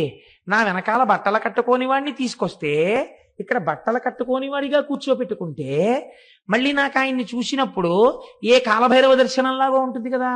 ఎలా అంటే శంకరాచార్యులు వారు అన్నారు, దశ దిశా భోగోదుకూలాయతే. వస్త్రం లేకపోవడం ఏంటి? ఆయనకి వస్త్రం నువ్వివ్వలేవనంతే. ఆయనకి పెట్టగలిగిన వస్త్రం నేయగలిగినటువంటి సాలెవాడు ప్రపంచమునందు లేడు. ఆయనకి సహజంగా ఒక వస్త్రం ఉంది. ఏమిటో తెలుసా? వస్త్రం దిక్ అంబరుడు, దిగంబరుడు. అంటే 4 దిక్కులు, తూర్పు, పడమర, ఉత్తరం, దక్షిణం, ఈశాన్యం, ఆగ్నేయం, నైరుతి, వాయవ్యం, ఊర్ధ్వం, అధోముఖం, 10 దిక్కులు కలిపి ఆయనకి వస్త్రం అయ్యాయి. దిక్కులు అంబరముగా కట్టుకున్నాడు, వస్త్రంగా కట్టుకున్నాడు. ఇప్పుడు ఏ వస్త్రం? మామూలు వస్త్రం కట్టుకుంటే మలం అయిపోతుంది. మనం అంటే ఇప్పుడు పట్టుబట్ట కట్టుకుని పూజ చేస్తున్నాం కానండి, పట్టుబట్ట కట్టుకుని యథార్థమునకు పూజ చేయుట దూష్యము, చేయకూడదు. అందుకే మీరు చూడండి, పెద్దల ఇళ్లల్లో మడిబట్ట ఆరేసుకుంటే నూలు బట్ట ఆరేస్తారు. ఎందుకు ఆరేస్తారో తెలుసా అండి? పట్టుబట్ట కట్టుకుని పూజ చేసినటువంటి వాడికి సిద్ధించడం కొంచెం ఆలస్యం అయిపోతుంది, చాలా ఆలస్యం. కారణం ఏంటంటే కొన్ని కోట్ల పట్టుపురుగులు చచ్చిపోతే అది మీకు వస్త్రం అయింది. ఎన్ని కోట్ల పట్టుపురుగులు చచ్చిపోయాయో. మీరు కట్టుకున్న వస్త్రమునందు హింస ఉంది. పట్టుపురుగులోంచి దారం కావాలనుకోండి, తన ఒంటి చుట్టూ చుట్టేసుకుని దారం పడుకుంటుంది పట్టుపురుగు. ఇప్పుడు ఆ పట్టు పురుగుని చచ్చిపోకుండా తీసేయాలంటే బ్లేడ్ పెట్టి దారం కోసేయాలి. కోసేస్తే ఇంకా దారాలు పనికిరావు. కాబట్టి ఏం చేస్తారంటే ఈ పట్టు పురుగులన్నీ పట్టుకెళ్ళి మరుగునీళ్లలో పడేస్తారు. పడేస్తే ఉడికిపోతాయి ఆ కాయలు. ఉడికిపోతే పట్టు పురుగులన్నీ చచ్చిపోతాయి. చచ్చిపోయిన తర్వాత రాట్నం మీద పెట్టి దారాన్ని ఇటువైపు కట్టి ఉడుకుతారు. ఉడికితే దారం అంతా ఇటు వచ్చేస్తుంది. ఈ పట్టు పురుగులన్నీ కాయలన్నీ తీసి అవతల పారేస్తారు. వీటిని కాకులు కుక్కలు తినేస్తాయి. కాబట్టి ఇప్పుడు ఈ ఒక్క పట్టు వస్త్రం కట్టుకుంటే ఆ పట్టు వస్త్రంలో ఎన్ని కోట్ల పురుగులు చచ్చిపోయిన ఉన్నాయో నీకు తెలియదు. అందుకే పట్టు వస్త్రాన్ని పెద్దలైనటువంటి వారు, మహాపురుషులైనటువంటి వారు దూరంగా ఉంచడానికి కారణం అది. మడిబట్ట ఆరేసుకోవడం అన్న విధానం ఎందుకు వచ్చిందో తెలుసా అండి? మళ్ళీ దీని యందు వాయుదోషం లేకుండా ఉండడం కోసమని బట్ట కట్టుకుని పూజ చేసేసుకుని ఆనాటికి ఆ బట్ట తాను పిడుచుకుంటే తనకు ఆయుర్దాయం, తన భార్య పిడిచి మడిబట్ట ఆరేస్తే ఇంటికి ఐశ్వర్యం, దాసి ఇంట్లో ఉన్నటువంటి దాసి తడిపి ఆరేస్తే సమభోగం. ఎవ్వరూ చేసేవాళ్ళు లేక పిడిచినటువంటి బట్ట మర్నాటికి కూడా కంపు కొడుతూ అలా ఉంటే ఆ ఇంట దరిద్రం. కాబట్టి బట్టని ఎలా మీరు పట్టుకుంటారన్న దాన్ని బట్టి ఇంటి ఐశ్వర్యాన్ని నిర్ణయం చేశారు. ఒకటి, తనన్నా పిడుచుకోవాలి. రెండు, అంటే కనీసం పూజ చేసుకునే వస్త్రాన్ని, భోజనం చేసుకునే వస్త్రాన్ని, లేదా భార్య యొక్క ప్రధాన విధి ఆయన విడిచిపెట్టినటువంటి పూజా వస్త్రాన్ని మాత్రం, పూజ యందు ఆయన వాడుకున్న బట్టని, భోజనం తర్వాత ఆయన విడిచిపెట్టిన బట్టని భార్య ఉతికి పిండాలి. ఈ ఇద్దరూ కాకపోతే చాలా గొప్ప సేవ శిష్యుడికి ఏమిటి అంటే, గురువుగారు అలా కట్టుకు విడిచిపెట్టినటువంటి బట్టని పిడిచి ఆరేయడం. అది గురుశుశ్రూషలో అంతర్భాగం. వాడు గొప్ప అభ్యున్నతిని పొందుతాడు అలాంటి శిష్యుడు. సరే, అది వేరే విషయం అనుకోండి. నేను ఎందుకు ఈ మాట ప్రస్తావన చేశానంటే, ఆయన పట్టుబట్ట కట్టుకోరా అండి అని అడగకూడదు కాబట్టి ఈ మాట చెప్పవలసి వచ్చింది. కాబట్టి దశ దిశా భోగోదుకూలాయతే, 10 దిక్కులు ఆయనకు అంబరమై ఉన్నాయి. దిక్కులు వస్త్రములుగా కలిగినటువంటి వాడు. ఇప్పుడు చూడండి, అమలేశ్వరుడు అన్న మాటని యథార్థంగా తీసుకొచ్చి సాకారం చేస్తున్నారు. ఇది శంకరాచార్యుల వారి ప్రజ్ఞ. శీతాంశు ప్రసవాయతే. బాగుందండి.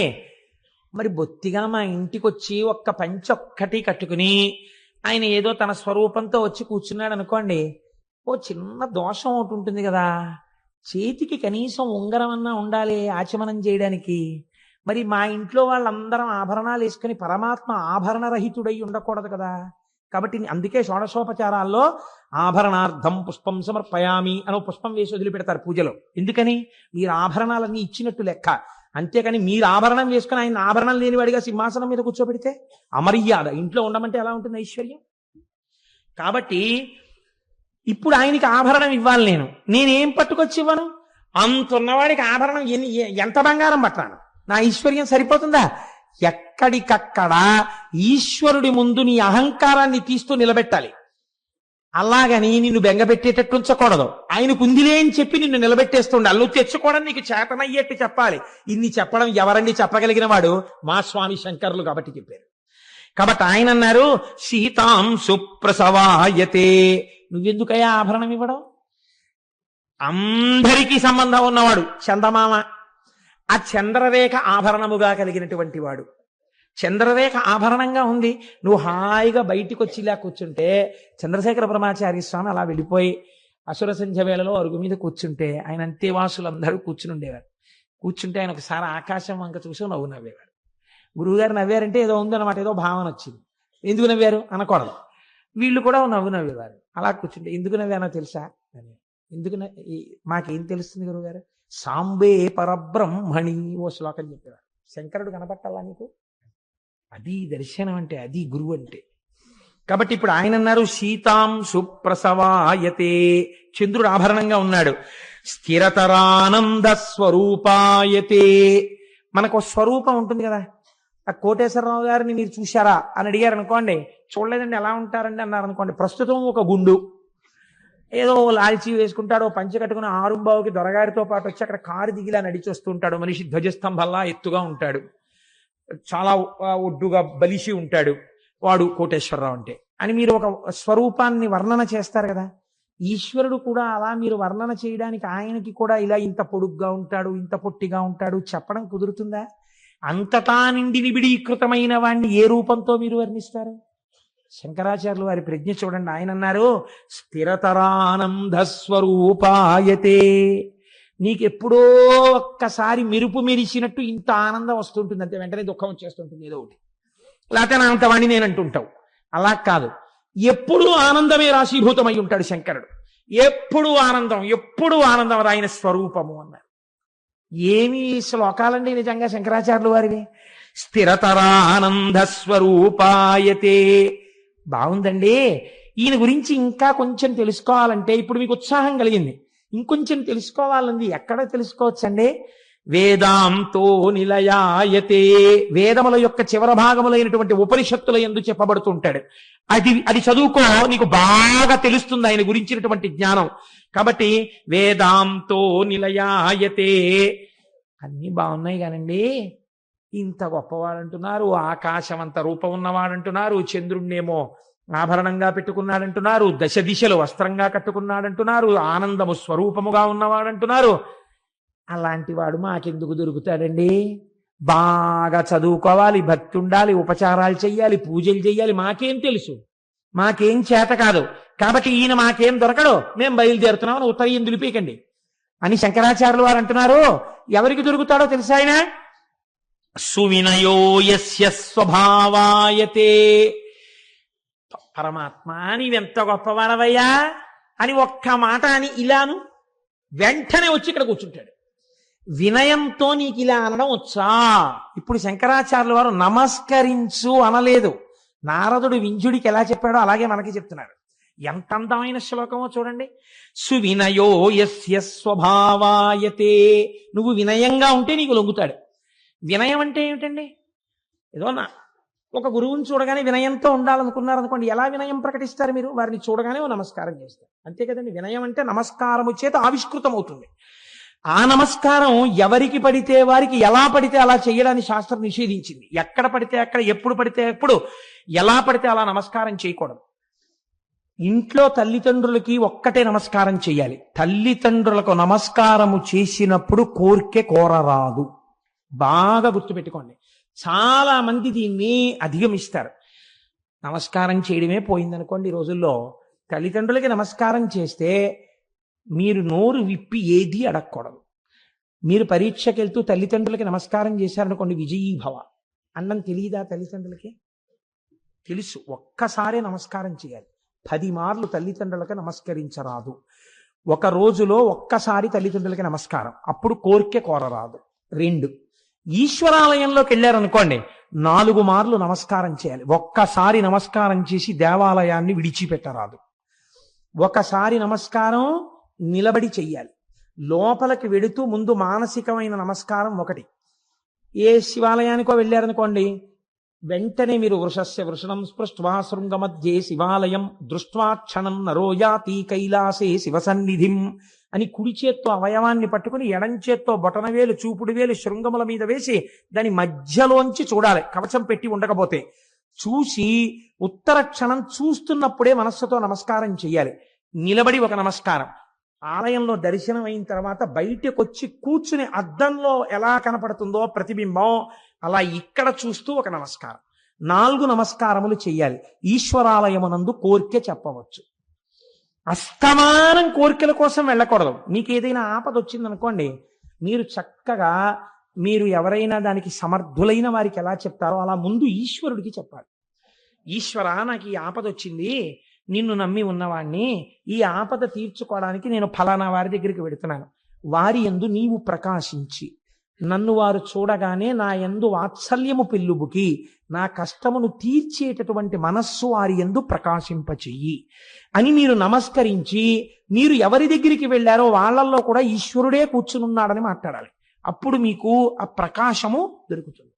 కాబట్టి దేవాలయమునందు 4 నమస్కారాలు, దేవాలయమునందు 4 సార్లు 5 సార్లు నమస్కరించవచ్చు కూడా. కానీ సన్యాసి కనపడితే మాత్రం 4 సార్లు నమస్కరించాలి. ఒక్క నమస్కారం చేసి కూర్చోవద్దని చెప్పారు. ఎందుకు 4 సార్లు నమస్కరించాలి? వారికి నమస్కరించేటప్పుడు ఓం నారాయణాయ నారాయణాయ నమో నారాయణాయ అని నమస్కరించాలి. 4 ఎందుకంటే వారు జాగ్రత్త, స్వప్న, సుషుప్తి అన్న 3 అవస్థలను దాటి తురీయమునందు ఉంటారు. 4వ అవస్థలో ఉన్నవారు కాబట్టి వారు 4 నమస్కారములు చేయాలి. చేసిన తరువాత సన్యాసిని ఎన్నడూ కోరరాదు. సన్యాసిని ఎప్పుడూ కోరకూడదు. నేను అబద్ధం చెప్తున్నాను అనుకుంటున్నారేమో, ఇది ఒకనాడు పరమాచార్య స్వామి చెప్పిన మాట. వారు తురీయమునందున్నారు. వారికి తల మీద సాలగ్రామం పెట్టి అభిషేకం చేసి సన్యాసం ఇచ్చారు. వారు దేని కొరకు? మోక్షమును పొందడానికంతే. అందుకే వారు నమస్కారం చేస్తే నారాయణ నారాయణ నారాయణ అంటారు. ఎందుకని? మోక్షమిచ్చే జనార్దనం. వారు అన్నిటినీ నారాయణ స్మరణతో అనుసంధానం చేస్తారు. నారాయణ నారాయణ నారాయణ. కాబట్టి ఇప్పుడు వారి దగ్గరికి వెళ్ళి కోర్కెలు కోరకూడదు. 4వ అవస్థలో ఉన్న మహానుభావుడిని ఒక్క నమస్కారం చెయ్యాలి, చేసి కూర్చోవాలి. కాబట్టి ఎక్కడ ఎలా ఉండాలో అలా నమస్కారం చెయ్యాలి. అందుకే మనకి తెలుగునాట ఒక అలవాటు ఉంది. మీరు చూడండి, దండం పెట్టాడండి అంటారు. దండం పెట్టాడండి అంటే దండము అంటే కర్ర.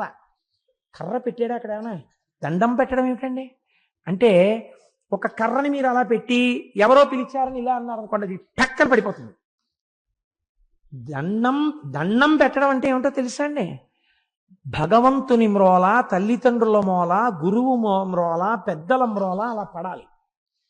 నీకు సాష్టాంగ నమస్కారం తెలియక్కర్లేదు. ఒక కర్ర పడిపోయినట్టు పడిపోవాలి వాళ్ళ ముందు. అలా పడిపోతే ఉత్తర క్షణాభ్యున్నతి. కాబట్టి ఇది వినయము, ఇది ఆవిష్కృతము కావాలి. నీకేం తెలియాలి? నీకేం తెలియక్కర్లా. అలా పడగలవా? పోని నేల మీద ఒక్కసారి పడిపోగలవా? ఒక్కసారి ఇలా తల వంచగలవా? ఇలా అనగలవా? ఇలా అనడం ఎందుకు? 5 జ్ఞానేంద్రియాలు, 5 కర్మేంద్రియాలు, బుద్ధి, శిరస్సు 11ని నీ స్వాధీనం చేశానన్నావు. అలా అనగలవా నువ్వు? అలా అనగలిగితే సువినయో యస్య స్వభావాయతే. అలా అన్నవాడికి లొంగిపోవడం ఆయన అలవాటయా? నీతో వచ్చేస్తాడు ఇంటికి. అంతటి అమలేశ్వరుడు నీ వెంటబడి వస్తాడు, నీ ఇంట్లో కూర్చుంటాడు, నీ గుండెల్లో కూర్చుంటాడు, నీ సంగతి ఆయన చూసుకుంటాడు. నీకెందుకు భయం?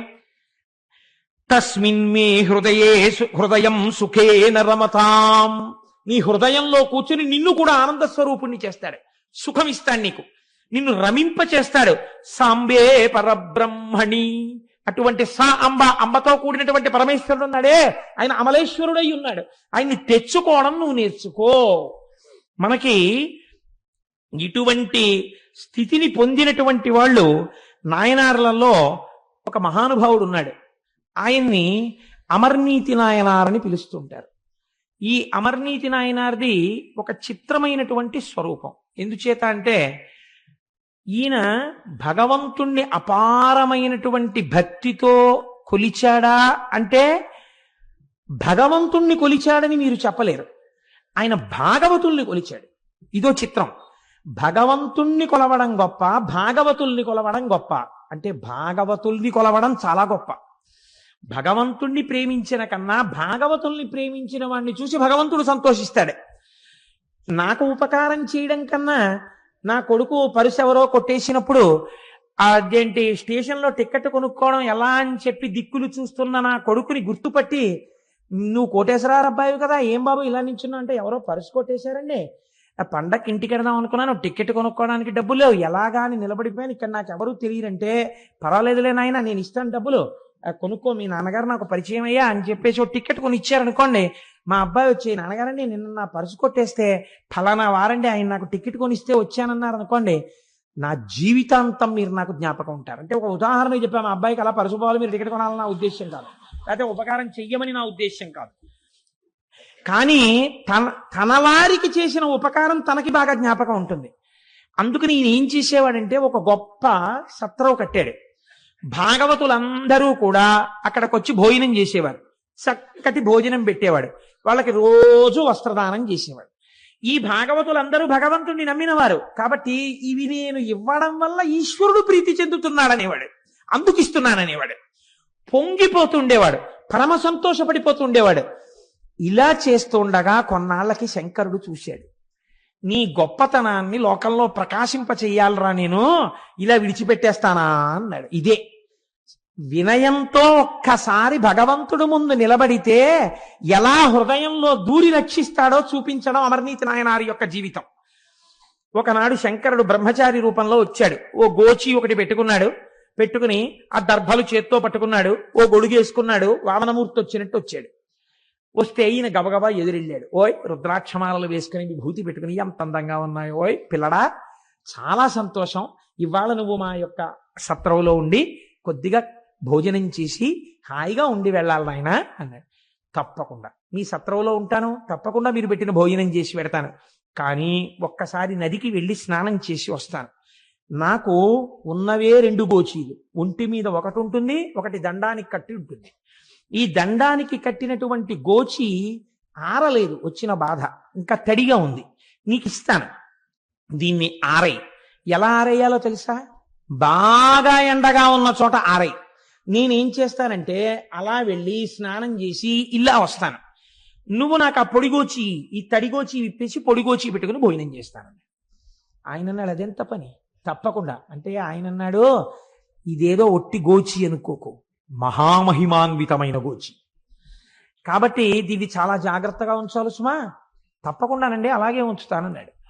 ఇప్పుడు దాన్ని పాపం ఈ అమరనీతి నాయనారు జాగ్రత్తగా పట్టుకెళ్ళి మామూలు బట్టల్లో కలిసిపోయి అందరూ ఆరేసుకున్న బట్టల్లో దీన్ని ఆరేస్తే ఎవడో పట్టుకుపోతాడేమో అని చెప్పి కాటేజెస్ లో చూడండి గోడల మీద అందరూ బట్టలు ఆరేసుకుంటే తీసుకెళ్లిపోవాలి కాదు, పాపం పక్క రూమ్ లో వాళ్ళు ఆ రూమ్ ఖాళీ చేసేసే ముందు చూసే గోడ మీద మన బట్టలు ఉన్నాయి పట్టుకొచ్చి అంటే పక్క వాళ్ళు ఆ తువ్వాలు కూడా మడతట్టి పట్టుకుపోతుంటారు. అలా ఎవడ పట్టుకుపోతాడో ఇదేదో చాలా పవిత్రమైన గోచి, శక్తి కలిగిన గోచి అన్నాడు ఆయన. ఎందుకు వచ్చిందని చెప్పి ఈయనే గోచి ఆరేసి అక్కడ కూర్చున్నాడు. ఆడగానే మడతెట్టి దాన్ని తీసుకెళ్లి అందరికీ వితరణ చేసే వస్త్రాలతో కలిసిపోకుండా భద్రంగా వేరే అట్టే పెట్టి బీరువాలో పెట్టి కూర్చున్నాడు. ఇలా వెళ్ళాడు, అలా వచ్చేసాడు. ఏ స్నానం చేయాలి, నెత్తి మీద గంగ ఉంది అన్నాడంతే తెలిసిపోయాడు, వచ్చేసాడు. అబ్బో ఒళ్ళంతా తడి చలేస్తోందో తొందరగా గోచి బట్రా పెట్టుకుంటానన్నాడు. ఆయన లోపలికి వెళ్ళి ఇట్టే వస్తానని వెళ్ళాడు. ఆ గోచియే లేదు, అన్నీ ఉన్నాయి. అమ్మ నాయన చాలా మహిమాన్విత గోచి అన్నాడు, ఇది ఎక్కడ కూడా అని చెప్పేసి ఇల్లు వెతికాడు, వాకిలి వెతికాడు. ఈయనేమో తడి గడగడగడగడగడలు ఆడిపోతుంటే దిక్కుమాలిన గోచి ఎక్కడ పెట్టావు పట్రా అంటాడు ఈయన. అయ్యా వచ్చేస్తున్నాను, నన్ను మన్నించండి, గోచి కనపడలేదన్నాడు.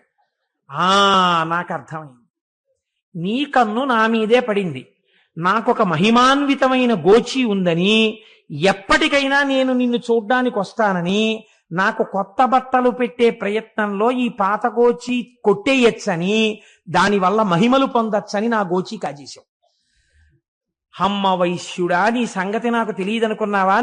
నువ్వు చేసిన అన్నదానంలో, నువ్వు చేసిన వస్త్రదానంలో వ్యాపారమే ఉంది, అందులో నీకు నిజంగా భగవంతుని యందు ప్రీతి లేదన్నాడు. ఆయన అన్నాడు అంత మాట అనకండి, నిజంగా నాకు అటువంటి ఏ విధమైన స్వార్థం లేదు. అంటే నిరూపించుకుంటావా అన్నాడు. నిరూపించుకుంటానన్నాడు. అయితే సరే, ఏది ఓ గోచీలై పెట్టుకుని, నేను పెట్టుకున్న గోచి పిండి ఒక తులాభారంలో వేస్తాను, ఒక తక్కెట్లో. నా గోచి అంత గొప్పది అంటుంటే వీళ్ళందరూ ఏమిటా మొండికేసి మాట్లాడడం, ఏదో పెద్ద గోచి గొప్పది అంటున్నాడు అనుకుంటున్నారు కదా. నా గోచితో సమానమైన వస్త్రాలు, ఐశ్వర్యం నీ దగ్గర ఉందేమో చూపించాను అని గోచిని ఓ పక్కన పారేశాడు తక్కెట్లో. పాపం ఆయన ఇంట్లో దానం చెయ్యడానికి పెట్టుకున్నటువంటి పంచలు, చీరలు తీసుకొచ్చి అన్నీ వేసేశాడు, లేవదు. అమ్మో నిజమే, ఎంత గొప్పదో, ఈయన పెట్టుకున్న గోచియే ఇంత గొప్పదైతే ఈయన గొప్పదని చెప్పిన గోచి ఎంత గొప్పదో అనుకుంటున్నారు చూసేవాళ్ళు. ఇంట్లో ఉన్న బంగారం తెచ్చేశాడు, వెండి తెచ్చేశాడు, స్థిరాస్తుల యొక్క పత్రాలు తెచ్చేశాడు, చరాస్తులు తెచ్చేశాడు, అన్ని తక్కెట్లో పెట్టేశాడు. ఇహ తోగలేదు.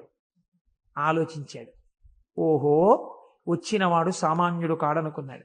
భార్యని పిలిచాడు, 2 బిడ్డల్ని పిలిచాడు, రండి అన్నాడు. అందరూ చూస్తుండగా ఒక మాట చెప్పాడు, నేను ఎప్పుడు ఏది దానం చేసినా, నేను ఎప్పుడు ఎవరికి ఏది పెట్టినా అది పరమేశ్వర ప్రీతి కొరకు మాత్రమే పెట్టిన వాడనైతే, ఆ పుణ్యబలము చేత నా మాట సత్యమైతే ఆ గోచితో సమానంగా ఇటువైపు తక్కెడ పైకి లేచుగాక అని ఆ తక్కెట్లో 4 నించున్నారు. ధన్మని గోచి ఉన్న వైపు కిందకి దిగిపోయింది, ఇది పైకి లేచిపోయింది. బ్రహ్మచారి అంతర్ధానం అయిపోయాడు. ఆ దేవాలయంలో ఆయన రోజు ఏ శంకరుణ్ణి ప్రార్థిస్తాడో ఆ పరమాత్మ నందివాహనారూఢుడై పార్వతీ సహితుడై సాకారంగా ప్రత్యక్షమయ్యాడు. ఈ నలుగురిని తనలో ఐక్యం చేసుకున్నాడు. నీవు చేసిన సేవలో ఉన్నటువంటి గొప్పతనాన్ని ఆవిష్కరించి నిన్ను నాలో కలుపుకోవడానికి నువ్వు ఒక్క నమస్కారం నిజాయితీతో చేసినందుకు నా వస్త్రము కన్నా నీ వినయం గొప్పదని తక్కెటిని పైకి లేపి నాలోకి నేను తీసేసుకున్నానన్నాడు. ఇప్పుడు చూడండి, ఇది శంకరాచార్యులు వారు అంటున్నారు, సువినయో యస్య స్వభావాయతే. ఒక్కసారి వినయంతో నమస్కరించగలిగితే లొంగిపోవడం అలవాటైన వాడు అన్నారు. ఏం మా స్వామి చెప్పిన దాంట్లో దోషం ఉందా? అమర్నీతి నాయనారని ఒక నాయనారే ఉన్నారే దీనికి ప్రమాణంగా. కాబట్టి భగవంతుణ్ణి నమ్మినటువంటి వాడికి ఒక్కసారి ఆ క్షేత్రానికి వెళ్ళి, ఓంకార క్షేత్రం దగ్గరికి వెళ్ళి, ఆ ప్రణవలింగం దగ్గర, అమలేశ్వర లింగం దగ్గర ఎవరు శిరసు ఉంచి నమస్కరిస్తున్నారో వారికి అన్ని అభ్యున్నతులు కలుగుతాయి. ఆ వెనకనున్న చరిత్ర తెలుసుకుని ఆ లింగము యొక్క స్వరూపాన్ని అనుసంధానం చేసుకుని వినయంతో రెండిటిని ఇక్కడ పెట్టుకుని వెనక్కి తెచ్చుకోవడం మనకి చేతనవాలి. అలా అయిన నాడు మనం అభ్యున్నతిని పొందుతాం. అంత పరమోత్కృష్టమైనటువంటి స్వయంభూలింగము ఓంకారేశ్వర లింగము. కనుక ఈ ఓంకారేశ్వర లింగమునందు ఉత్సవాలు ఎలా ఉంటాయి, లేకపోతే పటాటోపం ఎలా ఉంటుంది, పూజ ఎలా ఉంటుంది, ఇది కాదు. ఇది అహంకార నిర్మూలనము, అభ్యున్నతి కలిగినది. ఇది వినడం చేత, ఇది తెలుసుకోవడం చేత, దీన్ని దర్శించడం చేత జీవితానికి ఒక పదం నిర్దేశకమవుతుంది, ఒక కొత్త మలుపు తిరుగుతుంది.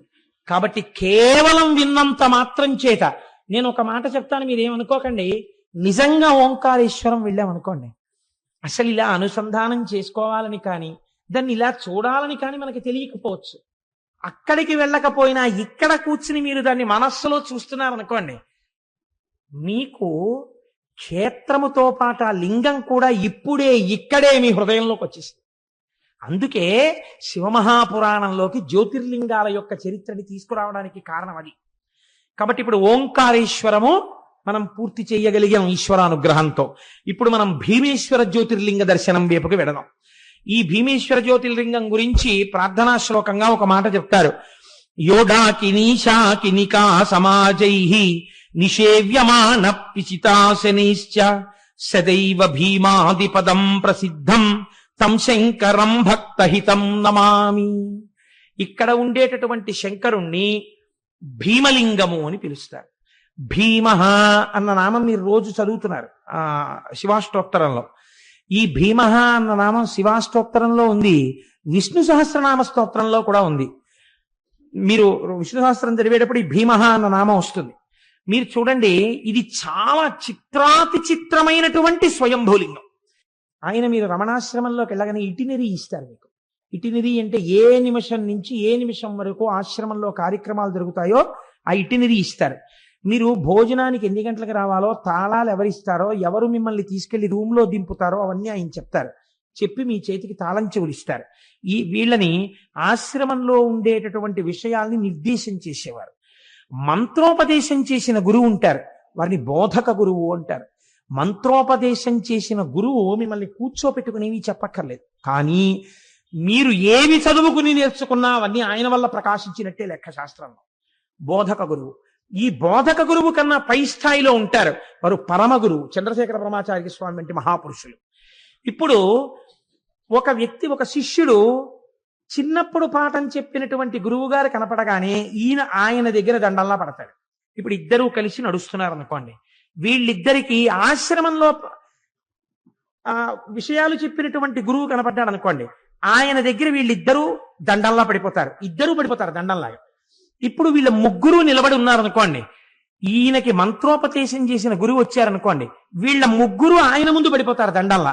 ఇప్పుడు వీళ్ళ నలుగురు నిలబడి ఉన్నారనుకోండి, పరమగురు వస్తున్నారనుకోండి, వీళ్ళ నలుగురు ఆయన ముందు పడిపోతారు. ఇలా పరమగురువు మాత్రం అలాగే నిలబడి ఉంటాడు. మహిమోన్నతమైనటువంటి స్థాయిలో పరమగురువులు ఉంటారు.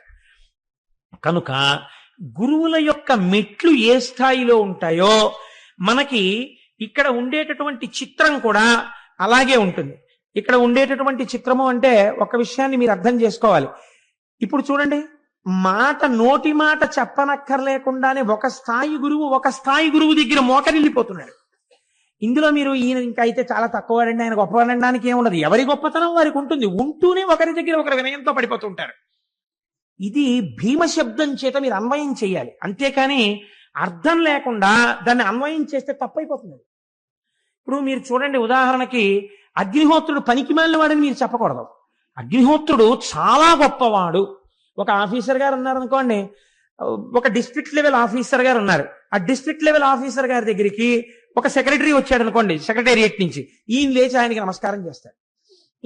ఆయనకి కార్ డోర్ లాగి రండి కూర్చుందామని కారులో తీసుకెళ్తాడు. ఇప్పుడు డిస్ట్రిక్ట్ లెవెల్ ఆఫీసర్ ఆయనకి గౌరవించాడు. ఆయనకి చీఫ్ సెక్రటరీ కనపడితే ఆయనకి నమస్కారం చేసి రండి కారులో, కానీ ఈయన కారు ఎక్కించుకుని ఈయన ముందు సీట్లోకి వెళ్ళిపోతాడు. ఇప్పుడు వీళ్ళ ముగ్గురికి ఈ జిల్లాకి సంబంధించిన మంత్రి కనపడ్డాడు అనుకోండి, ముగ్గురు నమస్కారం చేసి ఇందులో ఉన్న పెద్ద ఆయన పక్కన మంత్రి గారు కూర్చుని, రెండో ఆయన ముందు సీట్లో కూర్చుని, మూడో ఆయన వెనక కారులోకి వెళ్ళిపోతాడు. ఇప్పుడు ముఖ్యమంత్రి గారు వచ్చారనుకోండి, ఇప్పుడు ఇందులో రెండో ఆయన వెనక్కి వెళ్ళిపోయి వీళ్ళ ముగ్గురు ముందు కారులో కూర్చుంటారు. గవర్నర్ గారు కూడా వచ్చారనుకోండి, గవర్నర్ గారు ముఖ్యమంత్రి గారు కూర్చుని ఇంకో ఇద్దరు వెనక్కి వెళ్ళిపోతారు కదండి. అంత మాత్రం చేత వాళ్ళ అధికారాలు పాడైపోయాయా? అలా మీరు చెప్పకూడదు. అది మర్యాద. చెప్పగలరు పైవారు, వారు స్వతంత్రంగా నువ్వు ఈ పని చెయ్యి అంటారు. వారి గొప్పతనాన్ని దృష్టిలో పెట్టుకుని వీరు చేస్తారు. కానీ అంత మాత్రం చేత వాడు చేతకాని వాడు కాడు. అది వినయంతో తన అధికారాన్ని బాధ్యతగా మార్చుకుని చేస్తున్నాడు, పైవాడి మీద గౌరవంతో. అది ఆయన గౌరవాన్ని చెప్తుంది, పైవాడి గౌరవాన్ని చెప్తుంది, కిందవాడి వినయాన్ని కూడా చెప్తుంది. దాన్ని పక్కకి తీసి మీరు మాట్లాడితే అసలు అర్థం పర్థం లేకుండా తయారవుతాయి పురాణాలు. అలా మాట్లాడకూడదు. అగ్నిహోత్రుడు అందుకని ఇలా అయిపోయాడండి అని మీరు అనకూడదు. లింగ పురాణం చిత్రమైన మాట చెప్తోంది. వాయువు యొక్క పేరేమి, అది ఎలా మాట్లాడిందో చూడండి. ఆయన్ని వాయుహు అనలేదు. ఆయన గురించి ఏమందంటే ప్రభంజన. ప్రభంజన అంటే ఆయన గట్టిగా వీస్తే పెద్ద పెద్ద మహావృక్షాలు కూడా కూకటి వేళ్లతో కింద పడిపోతాయి, విరగ్గొడతాడు కాబట్టి ప్రభంజనుడు. అటువంటి వాడు శంకరశైవ శాసనాత్. శంకరుడు ఒక మాట చెప్పేట, నువ్వేం చెయ్యాలో తెలుసా? జీవుల యొక్క కార్యములన్నీ నువ్వే నిర్వర్తించాలి, వాళ్ళల్లో ఉండి చెయ్యి అన్నట్టు. అదేంటండి వాళ్ళల్లో ఉండి నేను చేయడం ఏమిటండి ఆ పనులన్నీని అని అనలేదుట. వెంటనే తను చేయడానికి లోపలికి వెళ్ళాడు. ఎలా వెళ్ళాడు అంటే దానికి ఒక అందమైన సమన్వయం చేసింది శాస్త్రం. మన యందు 10 వాయువులు ఉంటాయి. ప్రాణ, అపాన, వ్యాన, ఉదాన, సమాన, నాగ, కూర్మ, కృకర, ధనంజయ, దేవదత్తములు అంటారు వీటిని. మీరు చాలా జాగ్రత్తగా అర్థం చేసుకోండి. ఇది మీకు అర్థమైతే మీ జీవనం యొక్క స్థితి మారిపోతుంది. ప్రాణము, ప్రాణం అంటే కదలిక కలిగినది. లోపలికెడుతుంది బయటకు వస్తుంది, లోపలికెడుతుంది బయటకు వస్తుంది. దీన్ని ప్రాణవాయువు అంటారు. ఇది ఆగిపోయింది అనుకోండి, ఇది శివము కాదు శవం అంటారు. ఇప్పుడు ప్రాణము. రెండవది అపానము. అపానవాయువు ఏం చేస్తుందంటే మీరు తిన్న పదార్థాన్ని జీర్ణం చేయడంలో ఉపయోగపడి ఒకవేళ లోపల సున్నితమైన ప్రేగుల్ని పాడు చెయ్యగలిగిన పదార్థములుంటే వాటి వ్యగ్రతని తగ్గించడానికి వాటి వ్యగ్రతని పట్టుకుని అధోముఖంగా కిందకెడుతుంది. కాబట్టి దాన్ని అపానవాయువు అని పిలుస్తారు. మూడవది వ్యానవాయువు. వ్యానవాయువు మీ శరీరము వంగడానికి ఉపయోగిస్తుంది. ఈ తల ఇలా ఉందనుకోండి, ఈ తల ఇలా వంగాలంటే వాయు సహాయంతో వంగుతుంది. ఈ చెయ్యి ఇలా వంగాలనుకోండి, వాయు సహాయము చేతనే వంగుతుంది.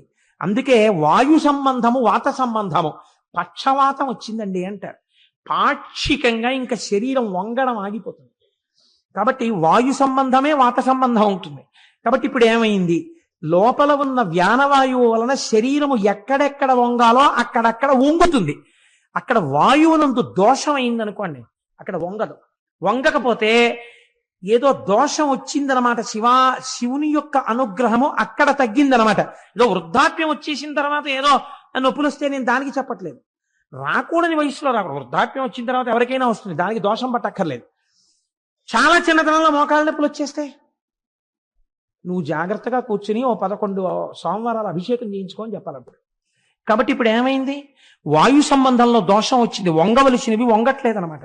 నేను కూర్చోలేనండి బాసిం పెట్టేసుకునంటే నువ్వు ఎందుకు కూర్చోలేవు? మా దొరగారు కూర్చోట్లే, కూర్చోగలగాలి.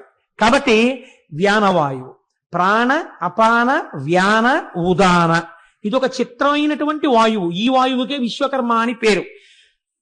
ఎటువంటి ప్రాణిగా తానున్నాడో, ఏ రూపముతో తానున్నాడో అటువంటి రూపము కలిగినటువంటి వేరొక ప్రాణి తన యొక్క తేజస్సు నుండి ఉద్భవించడానికి వీలుగా తన శరీరములోనే ఉన్నటువంటి కొన్ని అవయవముల యందు మార్పు కలిగించగలిగినటువంటి వాయువుకి ఉదాన వాయువు అని పేరు. ఈ ఉదాన వాయువు వలన శరీరములో ఉన్న కొన్ని స్థానముల యందు చిన్న చిన్న మార్పులు జరుగుతాయి. అప్పుడు గర్భధారణ జరిగి ప్రత్యుత్పత్తి జరుగుతుంది. మనిషికి మనిషి, కుక్కకి కుక్క, పిల్లికి పిల్లి అలా పుడతాయి. కాబట్టి ఇప్పుడు ఉదానము అన్న పేరుతో సృష్టి జరుగుతోంది. ప్రాణ, అపాన, వ్యాన, ఉదాన, సమాన. సమాన రూపంలో ఒక వాయువు ఉంటుంది లోపల. మీరు అన్నం తినేసి పడుకున్నారు. పడుకుంటే ఈ వెంట్రుకలు, ఇన్ని వెంట్రుకలు ఉన్నాయి నా తల మీద. ఏదో తలనీలాలు వెంకటాచలపతికి సమర్పించి వచ్చాను. ఇందులో ఏదో ఇక్కడ వెంట్రుకలు ఒక్కటే ఓ పుంజీడు వెంట్రుకలు పెరుగుతూ మిగిలిన వెంట్రుకలు పెరగడం మానేశాయి అనుకోండి. అప్పుడు నాకు ఇటుపక్క నుంచో జటములిచినట్టు ఉంటుంది. తెల్లవారి లేచి మిల్లీమీటర్లతో కొలిస్తే నా తల మీద వెంట్రుకలన్నీ సమానంగా పెరుగుతాయి. నా పెరుగుదల యందు నా చేతులు సమానంగా పెరిగాయి, నా వేళ్లు సమానంగా పెరిగాయి, నా గోళ్లు సమానంగా పెరుగుతాయి, నా కాళ్ళు సమానంగా పెరిగాయి. ఓ కాలు పెరిగి ఓ కాలు పెరగకపోతే చేతులు సమానంగా పెరుగుతాయి. ఎవరు పెంచుతున్నారు దీన్ని? శంకరాజ్ఞ ప్రకారము వాయువే సమాన వాయు రూపంలో ఉండి సమానంగా శరీరాన్ని పెంచుతోంది. ప్రాణ, అపాన, వ్యాన, ఉదాన, సమాన, నాగ. తినవలసిన పదార్థం కన్నా ఎక్కువ మీరు తినేస్తున్నారు అనుకోండి, జీర్ణం చేయడం కష్టం, లోపల గాలి తిరగదు. కాబట్టి అంత తినకు అని త్రేణుపు వస్తుంది లోపల నుంచి గాలి. త్రేణుపు రూపంలో చెప్తాడు ఇక తినవద్దు అని. దానికి నాగమని పేరు. కూర్మము అని ఒక వాయువు ఉంటుంది. ఈ కూర్మం అన్న వాయువు శరీరంలో మిగిలిన వాయువుల్లా కొద్దిగా స్తబ్దంగా ఉండడానికి వీల్లేదు. ఈ వాయువు చాలా ఎలర్ట్ గా ఉంటుంది. ఎక్కడుంటుంది? కనురెప్పను ఆశ్రయించి ఉంటుంది. ఇది కంటి దగ్గరికి ఇలా పురుగు వచ్చిందనుకోండి, టక్కన పడిపోవాలి కనురెప్ప. చెయ్యి కొంచెం దోమ కుడుతోందని ఇలా మెల్లిగా వస్తే ఇబ్బంది లేదు. స్పీడ్గా దోమను కొట్టారనుకోండి, దోమ ఎగిరిపోతే మన తొడ మీద దెబ్బ తగులుతుంది. కనురెప్ప నేను మెల్లిగా వేసుకుంటాను, గట్టిగా వేసుకోవాలంటే ఇబ్బంది. అందుకని కనురెప్ప పడుట యందు కూర్మవాయువు ఉంటుంది. లేదు, శరీరం అంతటా కాంతి రూపంలో కూర్మవాయువు ఉంటుంది. అందుకే కూర్మవాయువు ముందు వెళ్ళిపోతుంది. బంగారు చెట్లు కనపడుతున్నాయంటారు. మృత్యు వచ్చే ముందు ఆయనకి ప్రేతకళ వచ్చేసిందండి అంటారు. మెరుపులో వస్తుంది, వస్తే ప్రేతకళ అంటారు. అంటే కూర్మవాయువు వెళ్ళిపోయింది. కూర్మము కాంతి రూపంలో ఉంటుంది. కృకరము అని ఒకటి ఉంటుంది.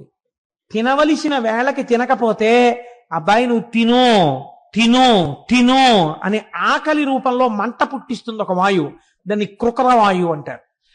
ధనంజయము ఒక వాయువు ఉంటుంది. ఇది శరీరము పడిపోయిన తరువాత ఒకవేళ అంత్యేష్టి సంస్కారం చేసేవాళ్ళు లేరనుకోండి, మనుష్యుల కంటే చేస్తారు. ఓ కుక్క చచ్చిపోయింది, ఏం చేస్తారు? తాడు గట్టి లాక్కెళ్ళి వీధిలో పారేస్తారు. ఇప్పుడు ఎవరు చెయ్యాలి దానికి అంత్యేష్టి సంస్కారం? ఒక వాయువు ఉంటుంది. వాయువు ధనంజయ వాయు రూపంలో లోపలే ఉండి ఇప్పుడు ఈ శరీరం ఉబ్బిపోయేటట్టు చేసేస్తుంది. 4 రోజులు పోయేటప్పటికి చూడండి, కుక్క పొట్ట ఇంత ఉబ్బిపోయి పిటిల్ని పేలిపోతుంది. పేలిపోయి అందులో ఉన్న పంచభూతములు పృథివిలోకి, జలము జలములోకి, ఆకాశం ఆకాశములోకి, వాయువు వాయువులోకి, అగ్ని అగ్నిలోకి వెళ్ళిపోతుంది. అంటే పంచభూతములలోకి కలిపేస్తుంది. కాబట్టి ధనంజయ వాయువు శరీరములను పంచభూతములతో కలుపుతుంది. దేవదత్తము చిట్ట చివరి వాయువు. ఒరే నీ ఇంద్రియాలు అలిసిపోయాయిరా, నీ మనస్సు అలిసిపోయింది, ఇంకా నువ్వు కొంతసేపు నిద్రపోతే తప్ప నీ ఇంద్రియములకు మనస్సునకు ఉపశాంతి లేదు. కాబట్టి నువ్వు పడుకో పడుకో అని ఆవలింత రూపంలో వస్తుంది వాయువు. ఆ ఆవలింతకే దేవదత్తమని పేరు. ఇప్పుడు ప్రభంజనుడై విరగొట్టగలిగినటువంటి వాయువు మీ శరీరము నిలబడడానికి 10 రకములైనటువంటి కర్మలను లోపలుండి నిర్వహిస్తున్నాడు. ఆయన ఇవి చెయ్యకపోతే మన బతుకే లేదు. అందుకే శాస్త్రం అంది నమస్తే వాయోత్తమేవ ప్రత్యక్షం బ్రహ్మాసి అంది. ఇది సనాతన ధర్మంలో గొప్పతనం. కాబట్టి ఇప్పుడు వాయువు ఏం చేశాడు? ఎవరి ఆజ్ఞ వలన అన్నిటిని విరగొట్టగలిగిన వాడు ఒక్కసారి ఇట్టింటి ఇటు వీస్తే కళ్ళకిందులు చెయ్యగలడో అటువంటి వాడు లోపలుండి వంగడానికి ఉపయోగపడి ఆకలేస్తోందని చెప్పి, దాహం వేస్తోందని చెప్పి, పడుకోమని చెప్పి ఇవి చెప్తున్నాడు. ఏం కర్మ? ఆయన మాట ఈయన విన్నాడు. 2 అగ్ని. అగ్ని అలా వెళ్ళిందనుకోండి అంతా బూడిదే. అటువంటి అగ్ని 3 పనులు చేస్తోంది శంకరుడి ఆదేశం ప్రకారం. ఏమిటా 3 పనులు? ఒకటి, యజ్ఞము జరుగుతున్నప్పుడు దేవతలకి హవిస్సు పట్టుకెళ్ళాలి. రేపు సుబ్రహ్మణ్యేశ్వర స్వామి వారికి హోమం చేస్తాం, హవిస్సు ఎవరు తీసుకెళ్ళాలి? అగ్నిహోత్రం తీసుకెడుతుంది. ఒకటి, ఇంకోళ్ళకి అన్నం క్యారేజీలు పట్టుకెళ్ళి ఇస్తూ ఉండడం. ఎందుకు చేశాడు? శంకరస్య ఇవశాసనాత్, అంత చేత తక్కువ వాడిని కాదు, మహానుభావుడు హవ్యవాహనుడు. శ్రియమిచ్చేత్, ఆయన వలన ఐశ్వర్యం వస్తుంది. కాబట్టి ఒకటి యజ్ఞం, రెండు పితృదేవతలకి ఆ పిండం పెట్టాలి. ఎలా పెడతారు? అగ్నిహోత్రం చేసి పిండం పెట్టాలి. కాబట్టి పితృదేవతలకి పిండం వెళ్ళేటట్టుగా చేయగలిగినటువంటి పని అగ్నిహోత్రుడు చేస్తున్నాడు. మూడు, చాలా ఇంకా అంతకన్నా ఉపకారం ఎవరు చెయ్యరండి ప్రపంచంలో. ప్రతి ఇంటిలో ఉన్న మొదటి వంటవాడు అగ్నిహోత్రుడే. అందుకే పూర్వం స్నానం చేస్తే తప్ప అగ్నిహోత్రాన్ని వెలిగించేవారు కాదు. ఎందుకో తెలుసా అండి? లోకాల్ని కాల్చెయ్యగలిగినటువంటి వాడు ఈశ్వర శాసనం ప్రకారం అంత వినయంతో నీ ఇంట వంటవాడిగా వెలుగుతున్నాడు. ఆయన వెలగకపోతే నీకు అన్నం లేదు, కూర లేదు, పచ్చడి లేదు.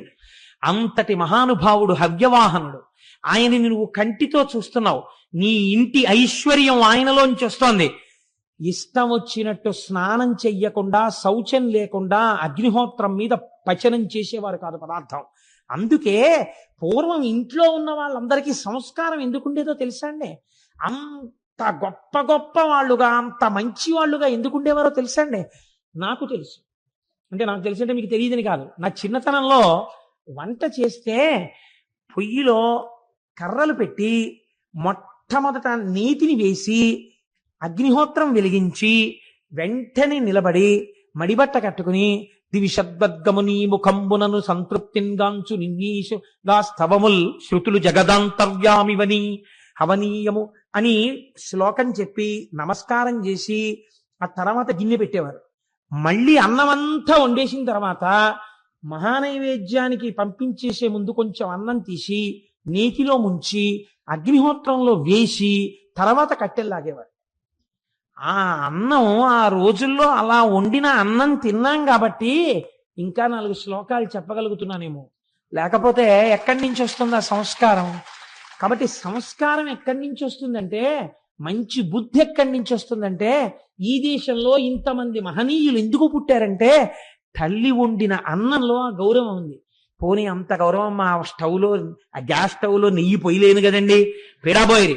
కనీసం స్నానం చేసిన బట్టతో, నేను క్షమించండి ఒక్క మాట చెప్తే ఏమనుకోకండి, మీరు సాధారణంగా ఇవాల్టి రోజుల్లో స్నానం గృహిణి ఎప్పుడు చేస్తుందంటే ఇంటి యజమాని పలహారం కూడా అయిపోయి వెళ్ళిపోయిన తర్వాత యజమానురాలు స్నానం చేస్తుంటారు. ఎందుకనంటే ఆ ఇంట్లో జరిగినటువంటి పనులన్నీ యజమానురాలి స్నానానికి ముందే జరిగాయి. నన్ను క్షమిస్తే ఈశ్వరుడికి అందిన నైవేద్యం కూడా ఆవిడ అలాగే వండి పెట్టేది.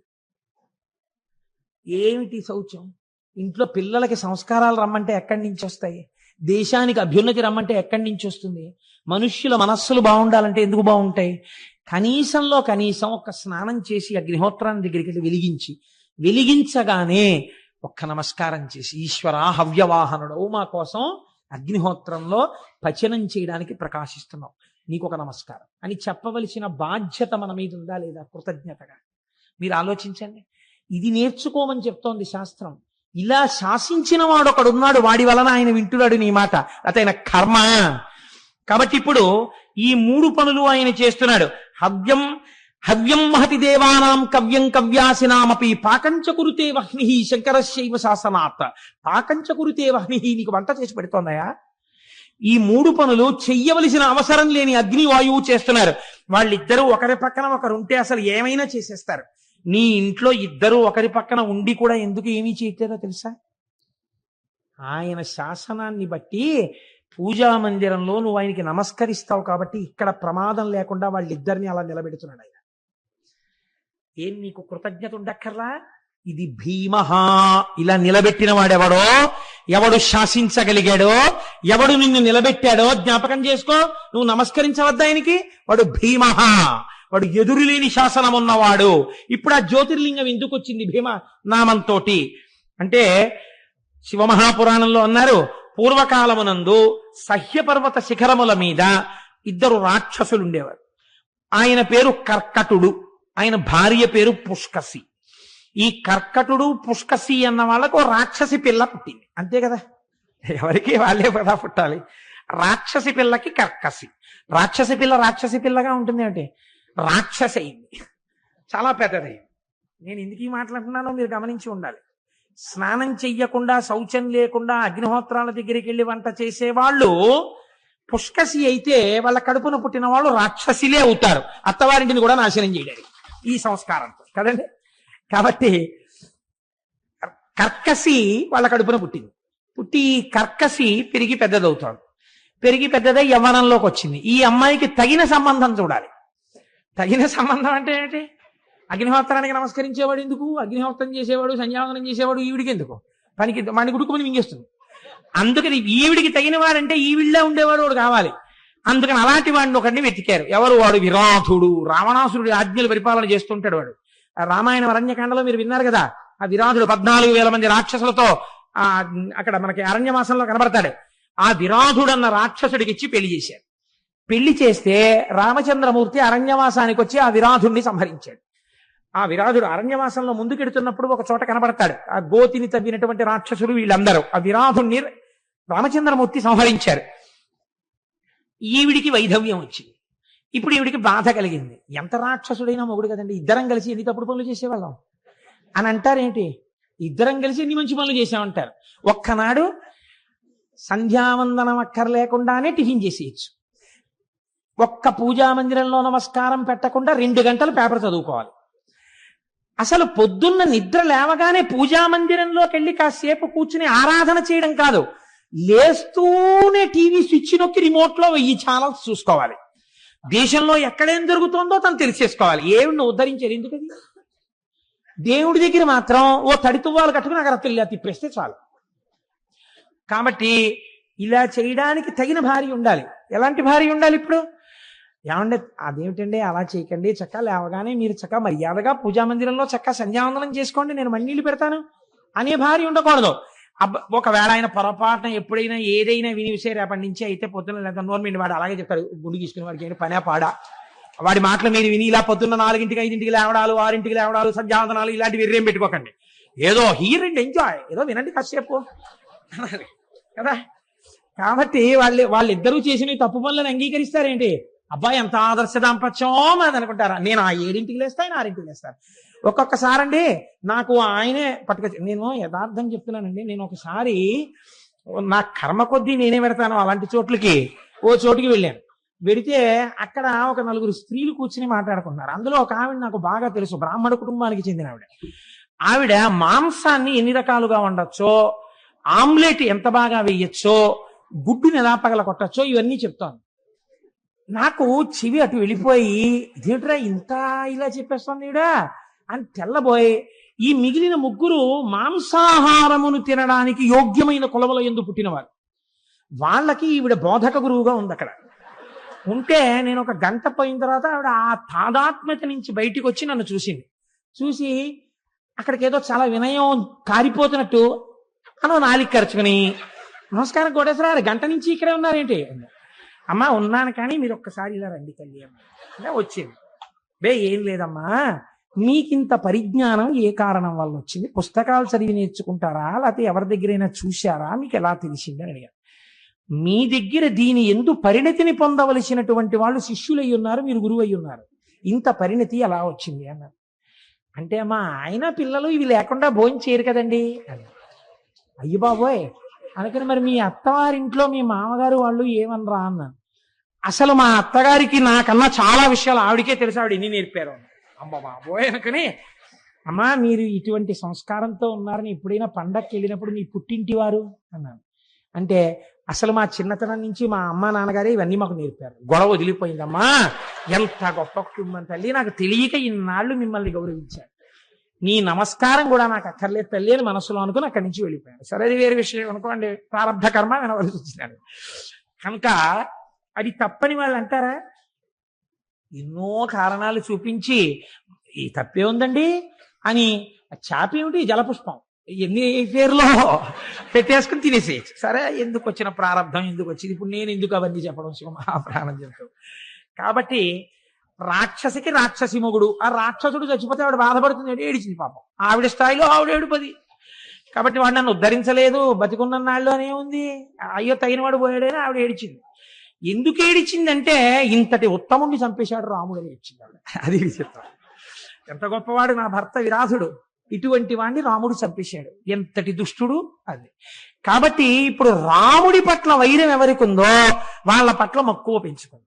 కాబట్టి మక్కువ పెంచుకుంది కాబట్టి ఒక ఆవిడికి మీరంటే ఇష్టం అండి అని కుంభకర్ణుడికి చెప్పారు. వీళ్ళు చెప్పవలసిన వాడికి చెప్పాడు. వాడు పాపం ఇక్కడ ఎవరో మన గురించి చాలా అభిమానం పెంచుకుందటని చూడ్డానికి వచ్చాడు నిద్ర లేచినప్పుడు. రాక్షసులకి రాక్షస బుద్ధులే కదండి ఉంటాయి. అక్కడికి వెళ్ళి వాడు అడిగాడు, అయ్యో పాపం ఎంత కష్టంలో ఉన్నావమ్మా అంటే, ఆవిడని ఏదో కళ్ళమ్మ నీళ్లు పెట్టుకుని, నా భర్త పోయాడు చూశారండి, రాముడు చంపేశాడు, యవ్వనంలో ఉన్నావు, ఎంత బాధలో ఉన్నావు, నిన్ను నేను స్వీకరిస్తానన్నాడు వాడు. అయ్యయ్యో అదేమిటండి అంత మాట అని ఆవిడ ఏదో అనే లోపలే వీడు బలాత్కారం చేసి వెళ్ళిపోయాడు. ఎలాంటి వాళ్ళతో చేరితే అలాంటి ఫలితాలే వస్తాయి. వెళ్ళిపోతే ఆవిడకో కొడుకుట్టాడు. ఎవరి వలన? కుంభకర్ణుడి వలన. ఎంత గొప్ప వంశమో చూడండి అది. ఇప్పుడు ఆ పుట్టినవాడు అపారమైన బలవంతుడ వాళ్ళని ఆవిడ కోరుకుంది. ఎందుకు కోరుకుంది అలాగా అంటే ఒకటే కోరిక, ఇంత దుష్ట పని చేసిన కుంభకర్ణుడి మీద కూడా తాపం. ఆ విరాధుణ్ణి రాముడే చంపేశాడు. పోని నన్ను పాడి చేసేసిన కుంభకర్ణుణ్ణి రాముడే చంపేశాడు. నాకు పోని చచ్చిపోయినవాడు ఏదో భర్తృత్వాన్ని బలవంతంగా తెచ్చుకున్నవాడు, ఇద్దరిని రాముడే చంపేయాలా? ఆ రాముడు ఎక్కడున్నారో ఆ రాముణ్ణి సంహరించగలిగిన కొడుకు కావాలి అని ఆ పిల్లాన్ని భీమహ భీమహ భీమహ అంటే గొప్ప బలం ఉన్నవాడు అని పిలవడం మొదలెట్టింది. వాడు పెరిగి పెద్దవాడయ్యాడు. వాడో పెద్ద రాక్షసుడు అయ్యాడు. ఎలా పిలిస్తే అలా కదా. వాడికి కొన్నాళ్ళు పోయిన తర్వాత అనుమానం వచ్చింది. అమ్మా ఎప్పుడు నువ్వే ఉంటావు నాన్నగారు ఏదని అడిగాడు. వాడు అడిగితే ఇదే నీకు చెప్పాలని ఎప్పటి నుంచో చూస్తున్నాను, ఇది రానా కథ అని ఆవిడ చెప్పింది. చెప్పి ఆవిడ అంది, నిన్ను భీమా అని ఎందుకు పిలిచానో తెలుసా? ఈ రాముడు ఇప్పుడు అవతార పరిసమాప్తి చేసి శ్రీ మహావిష్ణువుగా ఉన్నాడు. విష్ణువు ఒకడు, రాముడు ఒకడు కాదు. రాముడు ఎప్పుడూ ఉంటాడు. కాబట్టి నువ్వు విష్ణువుని సంహరించాలని. విష్ణువుని సంహరించడం అంటే అది ఏమైనా జరిగే మాట? అది పరమాత్మ ఆయన. కాబట్టి ఇప్పుడు ఈ భీముడు ఏం చేశాడంటే లోకాలన్నీ వెతికేశాడు, అందరి మీద యుద్ధానికి వెళ్ళిపోయాడు. అందరి మీద యుద్ధం చేసిన తర్వాత ఎక్కడున్నాడు శ్రీహరి, ఎక్కడున్నాడు, ఎక్కడున్నాడు శ్రీహరి, ఎక్కడున్నాడు అన్నాడు. ఎక్కడున్నాడు శ్రీహరి? వాడిలోనే ఉన్నాడు. సర్వవ్యాపకుడు ఇక్కడే ఉన్నాడు ఆయన. ఇక్కడున్న వాడిని చూడడం వస్తే వాడు మహాపురుషుడు అయిపోతాడు. కాబట్టి వాడికి రాదు, బయటే తిరుగుతాడు వాడు ఎప్పుడు. కాబట్టి వెతికాడు వెతికాడు వెతికాడు వెతికాడు, విసిగిపోయాడు. విసిగిపోయి ఒరే ఎవడైనా భగవంతుడి పాదాలు పట్టుకున్నవాడు ఉంటే వాడి తలకాయలు తీసేయండి రా అన్నాడు. ఇలా భక్తులందరినీ చెనకుతూ వెళ్ళిపోతుండగా ఒకానొకప్పుడు కామరూప రాజ్యము అని పిలవబడేటటువంటి రాజ్యాన్ని పరిపాలిస్తున్నటువంటి సుదక్షిణుడు అన్న రాజుగారి జోలికి వెళ్ళాడు. వెళ్ళి ఆయన్ని ఓడించాడు, తీసుకొచ్చి కారాగారంలో పెట్టాడు. ఆయనకు అలవాటు, ఆయన ఇంత మట్టి తీసుకొచ్చి పార్థివలింగం పెట్టి రోజు ఆ లింగార్చన చేస్తుండేవాడు. మరి పదార్థాలు ఎక్కడవండి అని మీరు నన్ను అడగచ్చు. రత్నైకల్పితమానసం హిమజలై స్నానంచ దివ్యాంబరం నానారత్న విభూషితం మృగమదా మోదాంకితం చందనం జాజీ చంపక బిల్వపత్రచితం పుష్పంచ ధూపం తథా దీపం దేవదయాని దేవ పశుపతే హృత్కల్పితం గృహ్యతాం. శంకరాచార్యులు వారు చెప్పారు కదా, మనస్సుతోనే అన్నిటినీ సృష్టించి ఆయన శివపూజ చేస్తుండేవాడు. ఇలా శివపూజ చేస్తుంటే అక్కడ ఉన్నటువంటి కాపలాదారులు వెళ్ళి వీడికి చెప్పారు, ఆ కారాగారంలో కూర్చుని శివపూజ చేస్తున్నాడు అనేసరికి వీడికి ఎక్కడలేని కోపం వచ్చింది. కారాగారానికి వచ్చాడు. వచ్చి వీడు ఎవరిని సంహరించాలని ప్రయత్నం? బాగా గుర్తుపెట్టుకోండి ఈ కథలో, శ్రీ మహావిష్ణువు. వీడెవరి జోలికి వచ్చాడు? పార్థివలింగార్చన చేస్తున్నటువంటి సుదక్షిణుడి జోలికి వచ్చాడు. వచ్చి ఎవడు రా నువ్వు శివలింగాన్ని ఆరాధన చేస్తున్నావుట, నాకన్నా గొప్పవాడెవడు, ఇప్పుడే ఈ శివలింగాన్ని కత్తివాటుతో నరికేస్తాను చూడని చంద్రహాసం తీసి శివలింగం మీద కొట్టబోతున్నాడు. కొట్టబోతుంటే ఈయన పరమేశ్వరుణ్ణి ప్రార్థన చేశాడు, ఈశ్వరా నువ్వు ఆవిర్భవించి వీడిని సంహరించు అని. అనిన ధనుజుడు బిట్టగ్రహం భుజింది పండ్లు పటపట కొరుకుచు పార్థివేంద్రుపై కరాళాసి విసరే మాం పాహి అనుచు కనులు మూయగ శంకరుడు తోచే. ఎప్పుడైతే చేతిలో ఉన్న చంద్రహాసాన్ని పళ్ళు పటపట కొరుకుతూ విసిరాడో అంతటా నిండి నిబిడీకృతమైపోయినటువంటి పరమాత్మ, ఈ కన్నులకు కనపడనటువంటి పరమాత్మ సాకార రూపాన్ని పొందాడు. సాకారుడై పార్థివలింగంలోంచి బయటికి వచ్చాడు. పార్థివలింగం లోంచి బయటకు వచ్చి త్రిశూలం పట్టుకుని ఆ రాక్షసుణ్ణి ఒక్కసారి గుండెల మీద పొడిచి సంహరించాడు. భక్తులను సాకుటయ్యకడు యుక్తంబగు వ్రతము నాకు యోజింపము నీ శక్తి ఇక మట్టుపరచద నక్తంచరా ఏను భీమనాథుడనగును సుమా. ఒరే నువ్వు కాదుడురా భీముడన్న పేరు, నాది భీమనామం. ఏమనుకుంటున్నావో? నిన్నిప్పుడే సంహరిస్తున్నాను, భక్తుల జోలికిడితే ఉపేక్షించను అని ఉత్తర క్షణం వాణ్ణి కుత్తుక మీద పొడిచి సంహారం చేశాడు. ఇప్పుడు ఆయనే తన పేరు తాను చెప్పుకున్నాడు, నేను భీముడను అని చెప్పాడు. అంటే అద్వితీయ పరాక్రమవంతుడు. ఇప్పుడు ఇందులో మీరు బాగా తెలుసుకోవలసిన రహస్యం ఒకటి ఉంది. ఆయన కక్ష ఎవరి మీద? విష్ణువు మీద. వచ్చిన వాడెవరు? పరమశివుడు వచ్చాడు. విష్ణు రూపం రావాలి కదా, శివరూపంతో వచ్చి ఎందుకు చంపాడు అంటే, భగవంతుడికి 2 పేర్లు చెప్తారు. ఒకటి వామదేవ, ఒకటి వాసుదేవ. వాసుదేవ అంటే శ్రీమన్నారాయణుడు, వామదేవ అంటే పరమశివుడు. ఇప్పుడు మీరు చూడండి, వామదేవ వాసుదేవ ఈ రెండింటిలో ఒకటి విష్ణుతత్వాన్ని ఒకటి శివతత్వాన్ని ప్రతిపాదించడానికి మారిన అక్షరాలు ఏమిటి? వామదేవాలో వా దేవ ఒకటే, వాసుదేవాలో వా దేవ ఒకటే. ఇందులో మా మారింది, అందులో సు వచ్చింది. ఇందులో మా, అందులో సు. ఇప్పుడు మీరు ఈ సు పక్కన మా పెట్టండి. సుమ. సుమ అంటే ఏమిటి? సుమం అంటే పువ్వు. పువ్వు అంటే ఏమిటి? జ్ఞానం.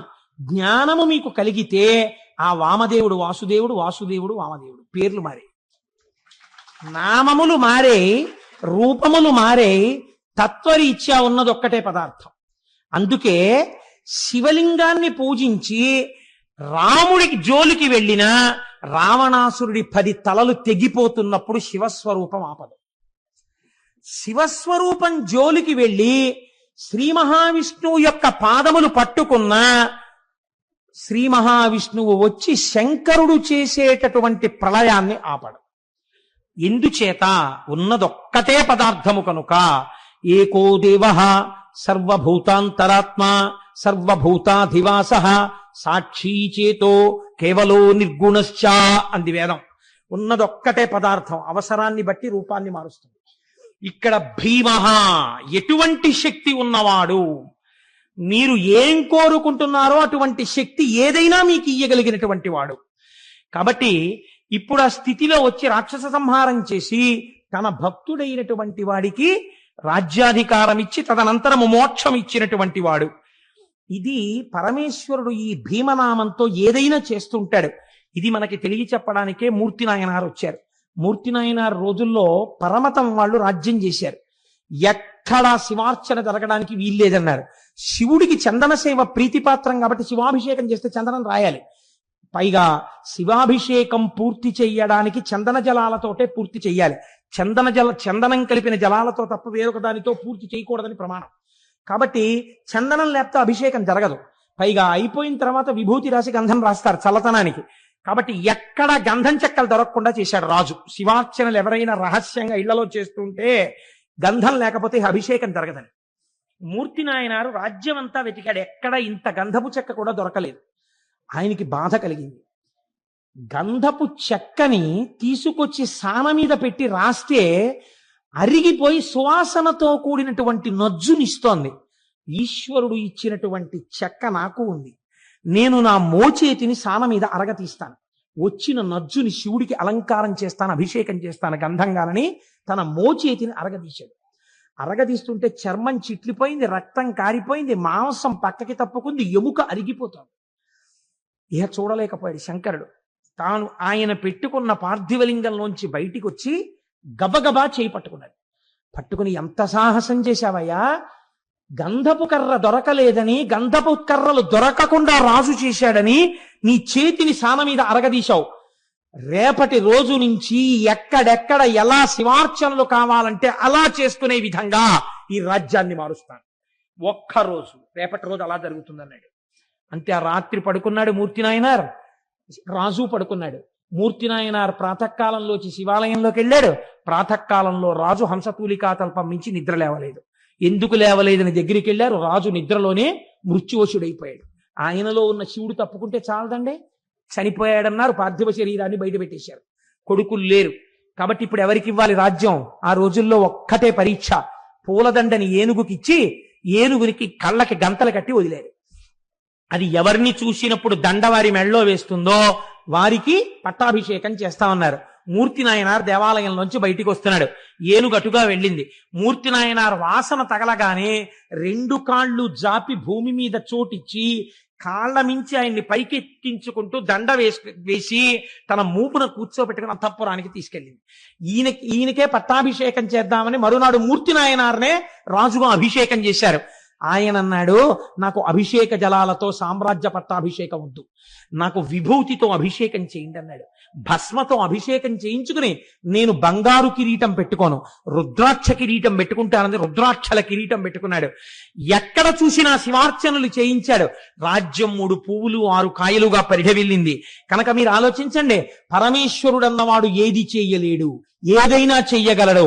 మీకు ప్రమాణం మూర్తి నాయనార్ యథార్థముగా జరిగిన కదా. మీరు ఏ శివాలయంలోకి వెళ్ళినా మూర్తి నాయనార్ ఉంటారు.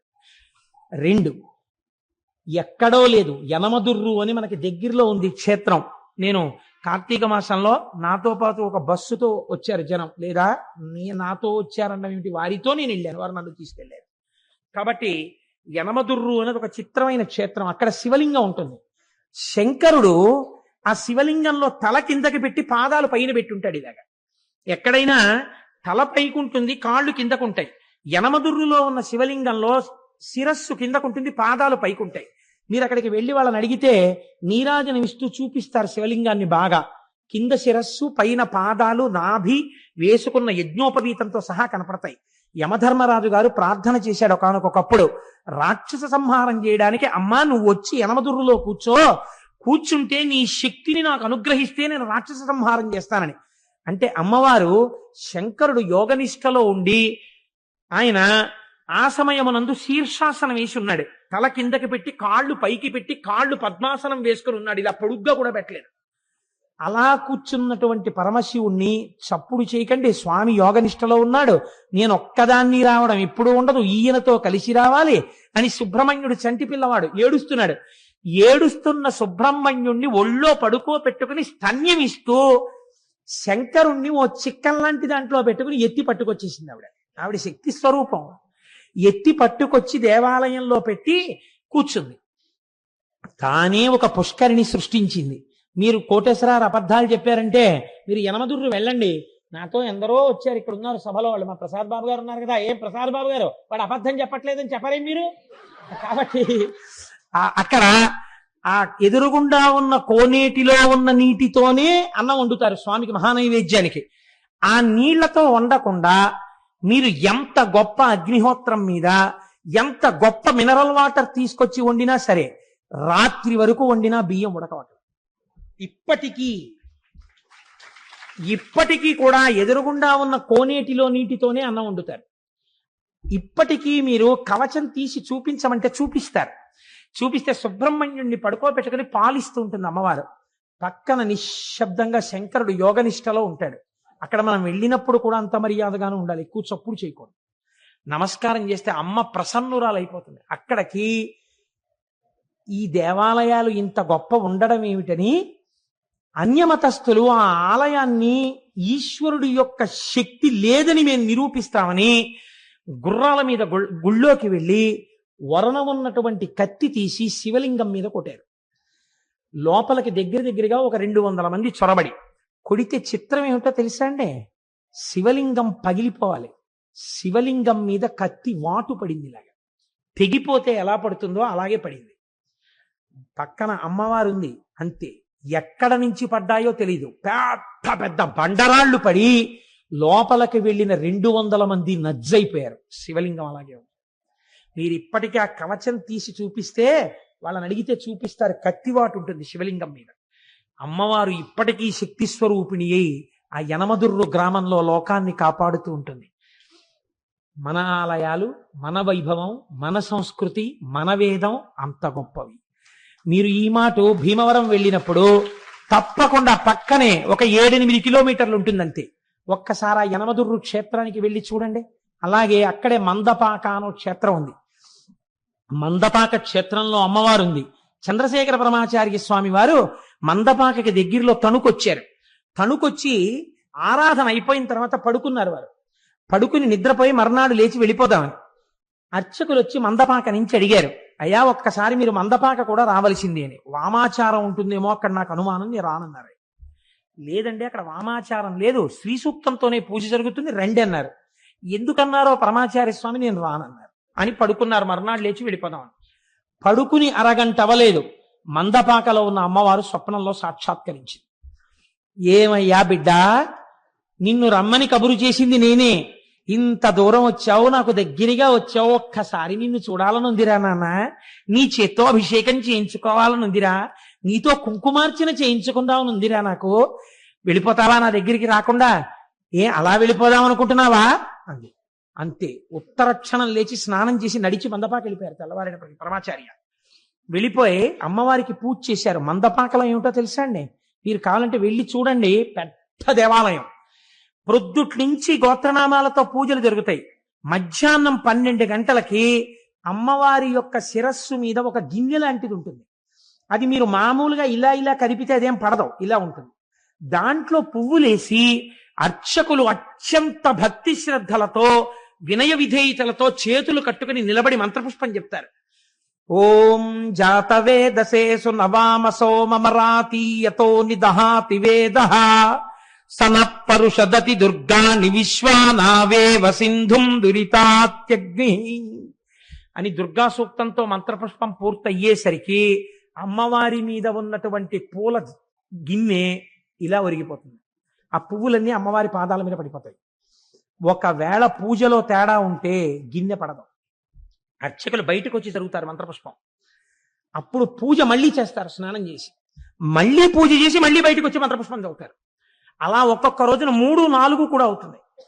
అమ్మవారి మీద ఉన్న గిన్నె ఒరిగిపోయి పువ్వులు పడిపోయిన తర్వాత పూజ పూర్తయినట్టు. అప్పుడు ఇళ్ళకెడతారు అర్చకులు. ఆ అర్చకుల ఇళ్ళకి కూడా మమ్మల్ని అక్కడ భీమవరంలో ఉపన్యాసానికి వెడితే నేను, వాళ్ళకి బంధుత్వం ఉంది, వాళ్ళు ఒక్కసారి మా అర్చకుల ఇంటికి కూడా రండి చూద్దురు కానీ నన్ను వాళ్ళ ఇంటికి కూడా తీసుకెళ్లారు పాపం. కాబట్టి ఇంతంత ప్రశస్తమైన క్షేత్రాలు, ఇంత గొప్ప గొప్ప క్షేత్రాలు మన కళ్ళ ఎదుట ఉంటే నేను నమ్మను భగవంతుణ్ణి, నేను భగవంతుడికి నమస్కారం చెయ్యనంటే ఈశ్వరుడికి లోపం వచ్చిందండి? ఎటువంటి జ్యోతిర్లింగాలు, ఎటువంటి భీమనాథుడు, ఎటువంటి శాసకుడు ఒక్కసారి వెళ్ళి ఆ మహానుభావుడి దగ్గర నిలబడి ఆ భీమేశ్వర జ్యోతిర్లింగం దగ్గర స్వామికి ఢాకిన్యాం భీమశంకరం, భీముడు శంకరుడు మీకు శుభం చేస్తాడు. ఒక్క నమస్కారం చేస్తే ఆయనే కాపాడి ఎటువంటి దుఃఖాలు రాకుండా రక్షించగలిగిన పరమాత్మ. రోజు ఇవాళ 5-6 లింగాలు చెప్పేయాలనుకుని వస్తాను. 2 లింగాల గురించి చెప్పడం ప్రళయం అయిపోయి కూర్చుంటాను. కాబట్టి ఇవాళ కూడా ఒక 2 లింగాలు ఏమి తొందర, ఈశ్వరుడు అలా చెప్పించుకోవాలనుకున్నప్పుడు నాకేమి, నేను ఎందుకు సంకల్పం చేయాలి, అయిపోవాలని. ఆయన ఎలా చెప్పించుకుంటే అలాగే చెప్పించనివ్వండి. రేపటి రోజున వేరు కొన్ని లింగాలు ప్రస్తావన చేస్తాను. ఆదివారం సాయంకాలం మాత్రం వారణాసి.